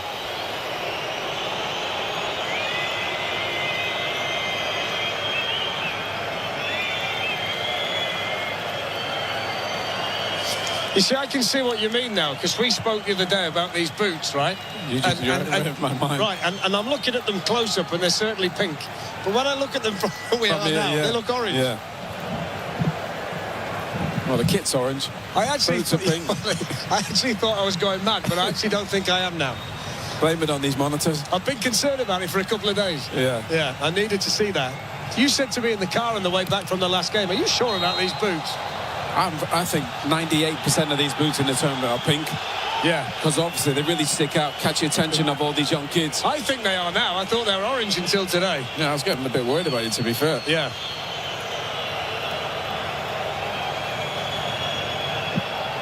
Haven't we been treated again to another great game? I don't think we've seen a bad match yet. No, belter. Really good football. And actually, even though it's 4-1, Sweden have had some moments where they played some really good stuff. Ayari and Isak have been good. Gyökeres, I would say, the last half an hour didn't really impact the game as much as he did in the first half. Verbruggen made some terrific saves.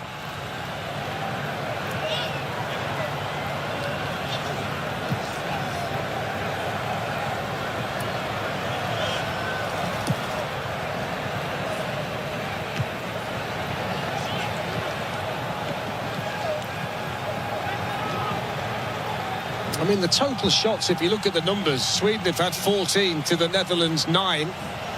But they've been so clinical and they've generated straightforward chances, haven't they? When you think about 3 of the goals, they've gone to wide areas, crosses, 6-yard box, good runs, finished off. I mean, they're so difficult to defend against when they play like that, the Netherlands. Well, a bit like those old Man City goals with Pep, wouldn't they? Get the ball out wide, work it, tap in.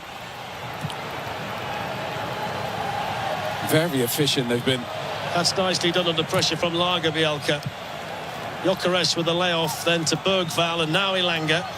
He can renew hostilities on this side with Van der Ven. Gyökeres ran past him. Elanga's gone on the inside, looking to pick out Isak. I mean, that was some move until the final ball. But, you know, I thought he pulled the trigger with his left. Trying to be too humble, too unselfish. We just got to smash that into the back post. He's been brilliant, Elanga, since he's come on. Yeah. He's got to start the next game, surely. Well, you would have thought so. They look better when they change the shape, don't they? Yeah. Isak coming off the left, Gyökeres as a focal point. That's nice and firm. Again, Lagerbielke on Gakpo. He might need an ice bath after this. Cody Gakpo. He left it a bit late, though, didn't he? To be fair, Graham Potter might need an ice bath when he sees the score. Ali against Dumfries, gets to the byline, and then it needs to be a better cross. How many times have they got themselves into that kind of area and then can't deliver? You compare that to the Netherlands, when they get into that kind of spot, leads to a scoring chance. That was nice, Fledge. That little stutter. That little hezzy. That was beautiful. Again, you're right, Fletch. Just that final pass. Maybe even a little cutback. He will be delighted, even though his face doesn't necessarily portray that emotion. The Dutch coach, Ronald Koeman. Gakpo's header on. Heen away. Van der Ven. Ryan Gravenberg. Now Crescencio Somerville. Good luck trying to stop him, by the way. He can shift the life out of people. You need a good night's sleep, don't you, before you're marking Anthony Elanga or Crescencio Somerville. Here he is, courtesy of Memphis Depay. Somerville! 5 for the Dutch in Houston. They've gone rampaging through this Sweden team today.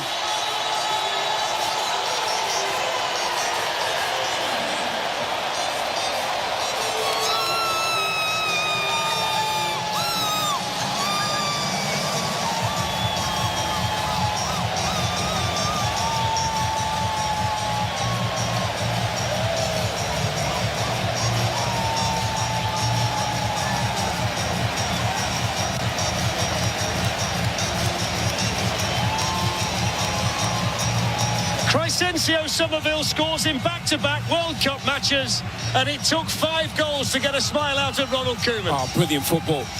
Crescencio Somerville's got something really special. Again, just passes it into the goal, Fledge. Doesn't try and smash it. What a brilliant player he is. Just shifts it. Makes it look so easy. Absolutely no chance for the goalkeeper. I don't think the Swedish goalkeeper's touched it with his hands all game. The first 3 goals were identical.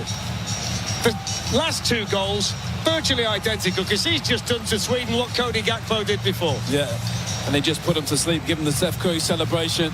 Haven't they been brilliant today as an attacking team, the Netherlands? When they attack, when they turn it over and they attack, the space is there, they're brilliant. So 5 minutes of additional time, 5 goals for the Netherlands, and poor old Sweden scored 5 against Tunisia, conceded 5 in the next match against the Dutch. How's your look? Now the Dutch are a problem, that's for sure. The only comfort that Graham Potter will take from this match is that his team could have scored 5 on another day. Yeah, they actually played some good, it sounds ridiculous saying that, 5-1 down. They played some good football.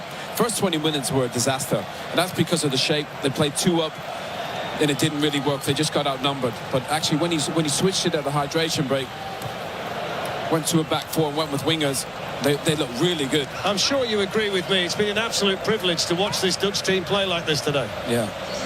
Old school flair, old school attacking players. Think about the greats they've had over the years, Fletch. Here's Gyökeres up against Van Hekke. That's good defended by Van Hekke. Ali first to it, now Zinelli. It's the fourth time the Dutch have scored 5 goals in a World Cup match. The first time since 2014 against Spain. That was, ironically, the last time they played against a European team. I mentioned that earlier, so it's a case of déjà vu for the Dutch. A little angle there. Definitely not offside. But the football and the combinations, when it's got into those attacking positions, have been so sharp and so quick.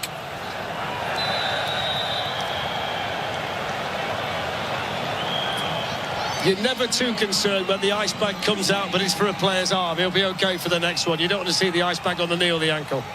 Might need to ice his right foot, to be fair to you. It's been on fire. Absolute brilliant performance from Gakpo.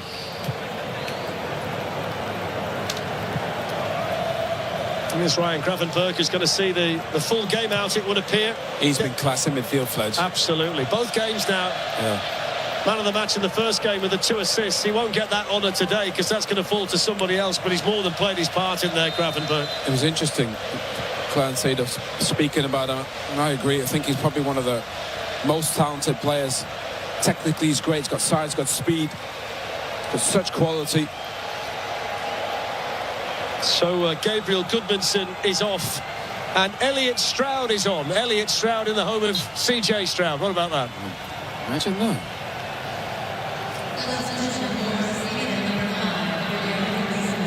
Not even sure CJ Stroud could be finding space against this defence. No. Somerville out there for the Dutch. It's going to be a throw into Sweden.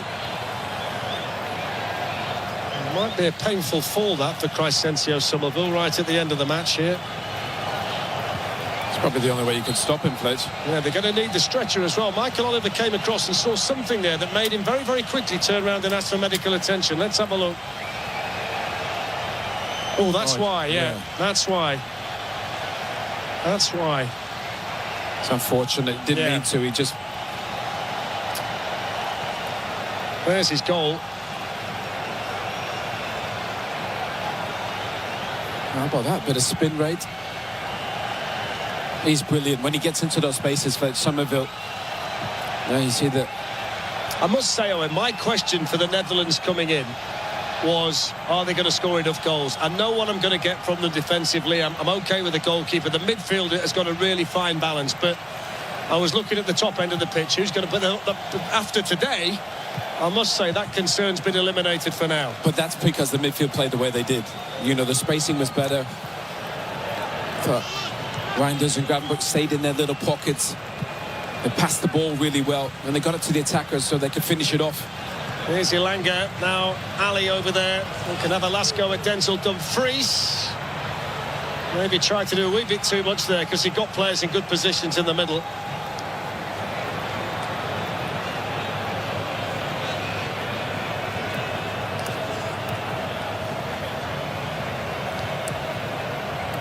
Here's Lucas Bergvall. The final 30 seconds of additional time of what's been a comprehensive victory today for the Netherlands, defending for Van Dijk, and they'll get the late corner here, Sweden.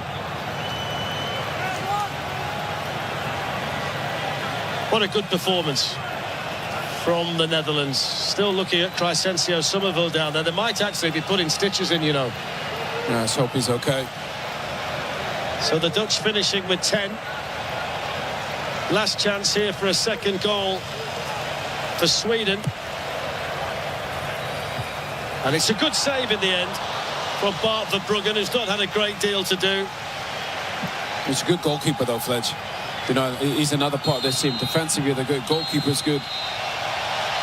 Well, there's the full-time whistle. And what a performance from the Netherlands. 2 goals in the first half for Brian Brobby. 2 goals in the second half for Cody Gakpo, and a goal for Crescencio Somerville. It's a 5-star performance from the Netherlands in the Lone Star State. The Netherlands 5, Sweden 1.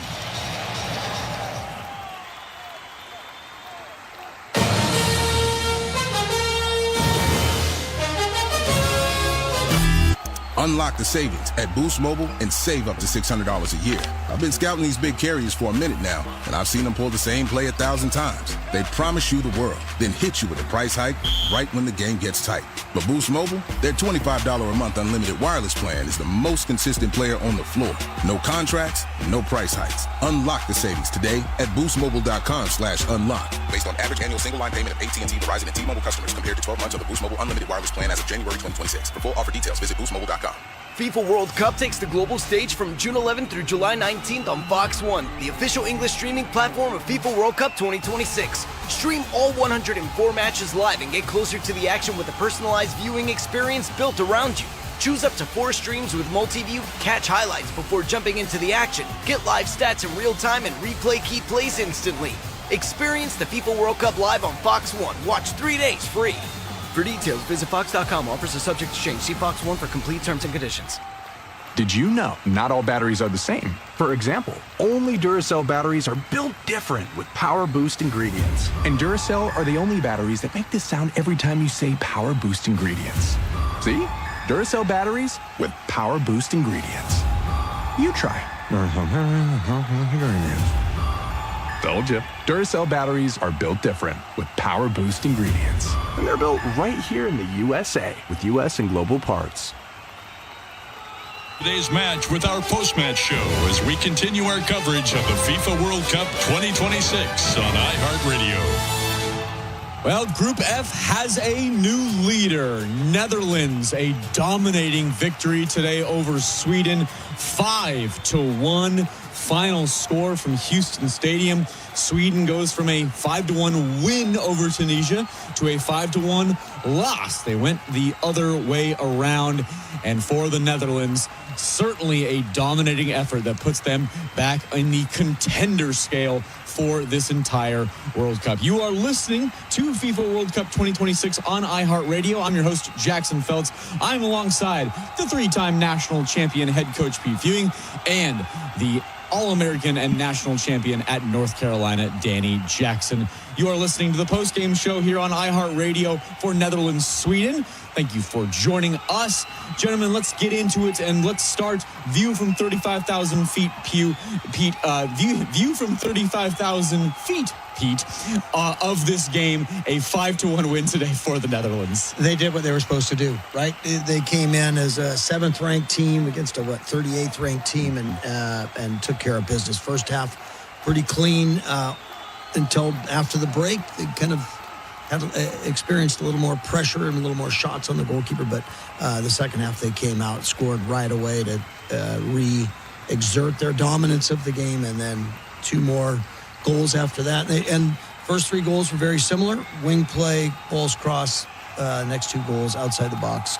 Very good finishes. Yeah, I would say that the Netherlands have maybe put an exclamation point on their kind of the search to be a contender in this World Cup in the manner in which they played. I think their midfield turned out as good as you're going to get with that midfield. Reinders, I thought, was much better than he was in the first game. You saw him much more involved in the attacking third of the field. Then Somerville came on. He had a little knock, I think, from the first game, came on in that second half, got an assist, got a goal. Fortunately, got injured at the very, very end. But he's going to be an exciting player to come off the bench or to start if he does. We talked about that first game. It was only his second start, got a goal. That's 2 goals in 2 games for him.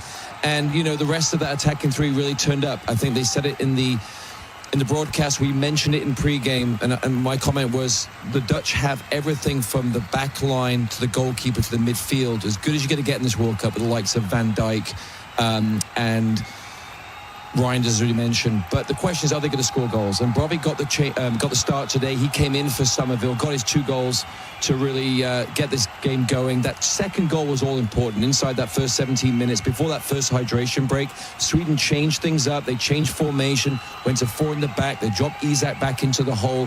He was much more involved after that first hydration break. So the Dutch had to kind of adjust and dig in, and they did all the way through, of course, and they got those extra goals as well. So it's a complete performance by the Dutch, and they're going to be build more confidence as they go, and of course they have a final game to go where they can add some goals. It's fun to see the evolution of the World Cup, right? Because yes, Brazil, Morocco, 1-1 tie, and then they come out with Haiti. Now they should thump Haiti, and they didn't They weren't as dominant against Haiti 3-0 yesterday as I thought the Netherlands were today by getting the 5 goals. Although Sweden did have their chances, right? But I think you're right. These teams that have had success for years and years, World Cup after World Cup, they come out 2-2 with Japan, and then today they say, okay, we're going to win this, and so they evolve and they show up. Hey, we're here. And it was one of the more open games, front to back. Both teams had a go. I think the Dutch obviously dominated early. The Swedes came back and really made it a game. I think the climate-controlled environment in Houston allowed that to happen. It was a true European game, end to end. And I also think Michael Oliver, the English referee, had a fantastic performance. Yeah. You want referees to stay in the background and make the right calls at the right times, but he was always there, pinpoint. Before you even could say that's a foul, he had the whistle in his mouth, he made the call. He missed the first round of games with a slight injury he picked up. This was his first game in the World Cup. I would not be surprised. And he's a Premier League referee, of course, and the number of Premier League players on the field today for both squads. They know him, they respect him. I wouldn't be surprised if the English don't make the final. He might make the final and ref it. I think obviously he can't referee the game if the English national team make it, but he is a contender, I think, for the referee for the World Cup final. He had that good of a performance. Overall, I think we've seen in this World Cup great refereeing across the board. Yeah. It's certainly a highlight, one of the many highlights from this tournament.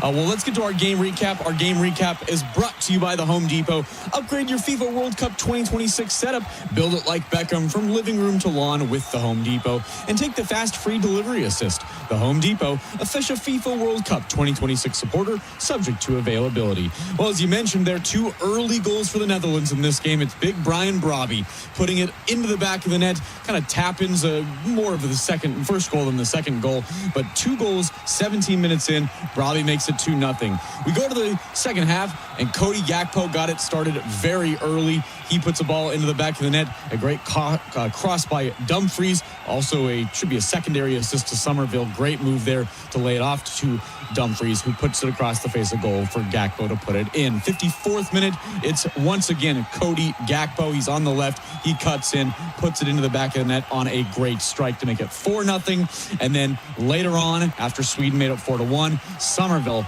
with another excellent strike there coming off of that left wing. He made it 5-1. He also got hit in the head by a knee there in the 94th minute. Hope he is okay. That was not a good sight to see just a minute before the final whistle went. But gentlemen, I mean, if we were having a conversation about play of the match, I think that, Pete, would take a while, because there were a number of really good goals today. Strikes from distance, good combinations that led to a tap-in in the back of the net. I think it'd be a tough debate which of the 5 were the best for the Netherlands. Well, you could go Gakpo, you could go Brobby, you could go Somerville. Yeah. But for me, the fact that Brobby got the first 2 goals, that kind of set the tone. And then it was not cruise control, but that set the tone, and that, and he got the game-winning goal, right? So in his second goal, I would give it to him, because it's tough. They're all very closely put together. Yeah, I would agree. I think that first goal was what Dutch football is all about. Ball into the striker. Brobby held the ball up. He comes in today, drops the ball off. It's a fantastic ball from center of the field down the left-hand side. Gakpo made that run, and Brobby made a 50-yard run. Perfect ball between goalkeeper and backline. Slid in and got that first goal. We're watching it right now. He just puts his head down. And it really was a fantastic team goal. Yeah. And I think what the Dutch also did very well is they mixed it up, not just playing on around the outside, but shooting from distance. There was a couple of times I was screaming for the US players to strike it from distance outside the box. There was times where the US had the chance to unleash a shot, test the goalkeeper. You'd always have to warp the ball into the back of the net. And the Dutch did that very well, scoring a number of goals from distance today. So they had a right balance of dissecting through the back line for Sweden, who came off a great win, by the way. So they came in with a ton of confidence, and they quieted them up. And I think the most important thing was that Gakpo goal right after the halftime break. That last 20 minutes of the first half, Sweden had the upper hand. They would have come out the gates flying, trying to nick that first goal, make it really interesting. And then Gakpo got that all-important third goal. Is Brobby and Holland the same? They score similar goals. Yes. Apart from their stature is vastly different. Brobby's short, stocky, powerful player. And obviously Haaland is the Viking, right? 6'4" plus, just kind of dominates physically. But, in the end of the day, the great thing about this game, Pete, you know more than anybody, you can be any size, any stature, and you can play in a variety of different ways and still be effective. When we call him Big Brian Brobby, it's different than saying Big Erling Haaland. It's just a little bit too different of the words big. Yeah, there you go. Biggest.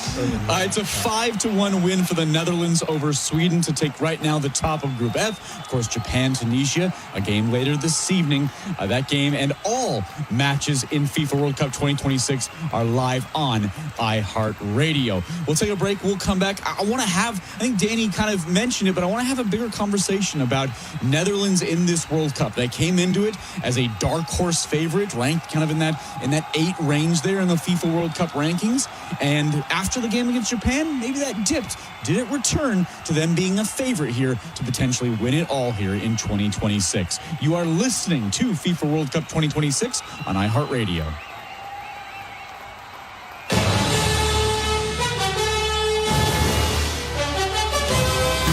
The free iHeartRadio app is #1 for music, radio, and podcasts, all in one. Discover a new podcast from our library of over 350,000 titles. Here's an iHeartRadio podcast preview. In 2005, investigators in Palm Beach, Florida, began uncovering a dark secret. A lot of girls knew about it, and a lot of girls were doing it. If anybody asks if you're over the age of 18, just go ahead and go with it. There was a wealthy man in Palm Beach who was offering young girls a way to make money. That man was Jeffrey Epstein, and he had set up a system designed to bring him underage girls. Local police and the federal government would investigate and, by their count, find dozens of victims. Epstein would become one of the world's most infamous predators, a man who could have faced decades in prison but served just 13 months in his own wing of a county jail. Why would you cut this deal with Jeffrey Epstein? Epstein's abuse would span years and cross state lines. New York, Palm Beach, New Mexico, Paris, Virgin Islands, and each one of those residences is an alleged crime scene. I'm ABC's Mark Remillard, and with a team of journalists from the ABC News Investigative Unit, we've traveled around the country to look at Jeffrey Epstein and the allegations of his horrifying abuse, to hear from the girls who suffered it, who are now women fighting to recover from it. Truth and Lies, Jeffrey Epstein. Listen and follow this podcast for free on the iHeartRadio app. #1 for music, radio, and podcasts, all in one.